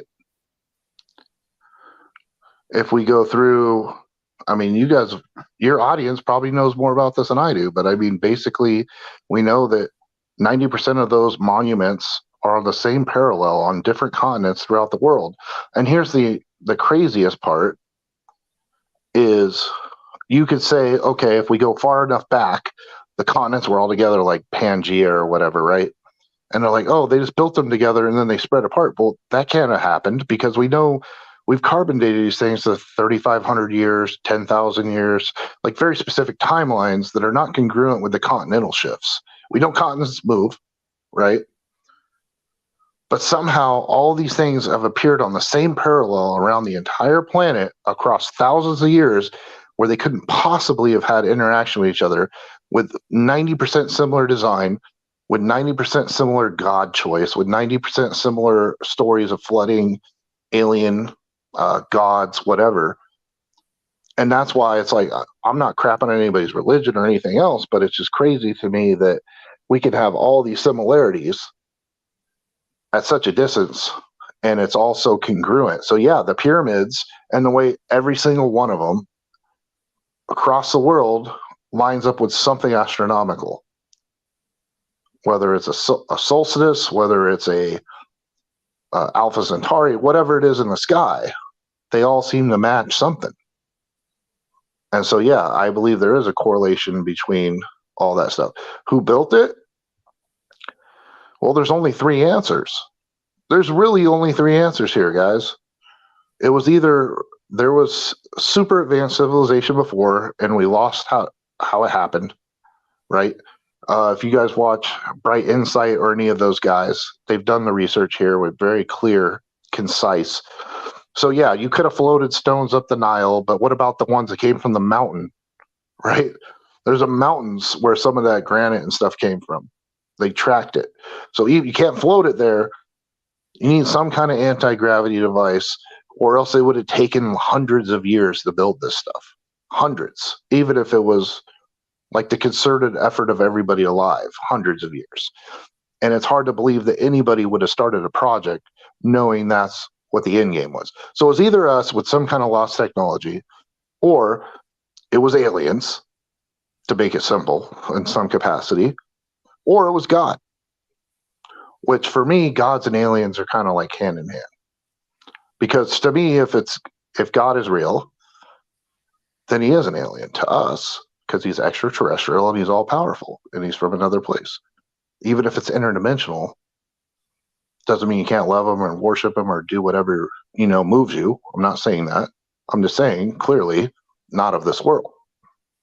And that's the only three outcomes for that.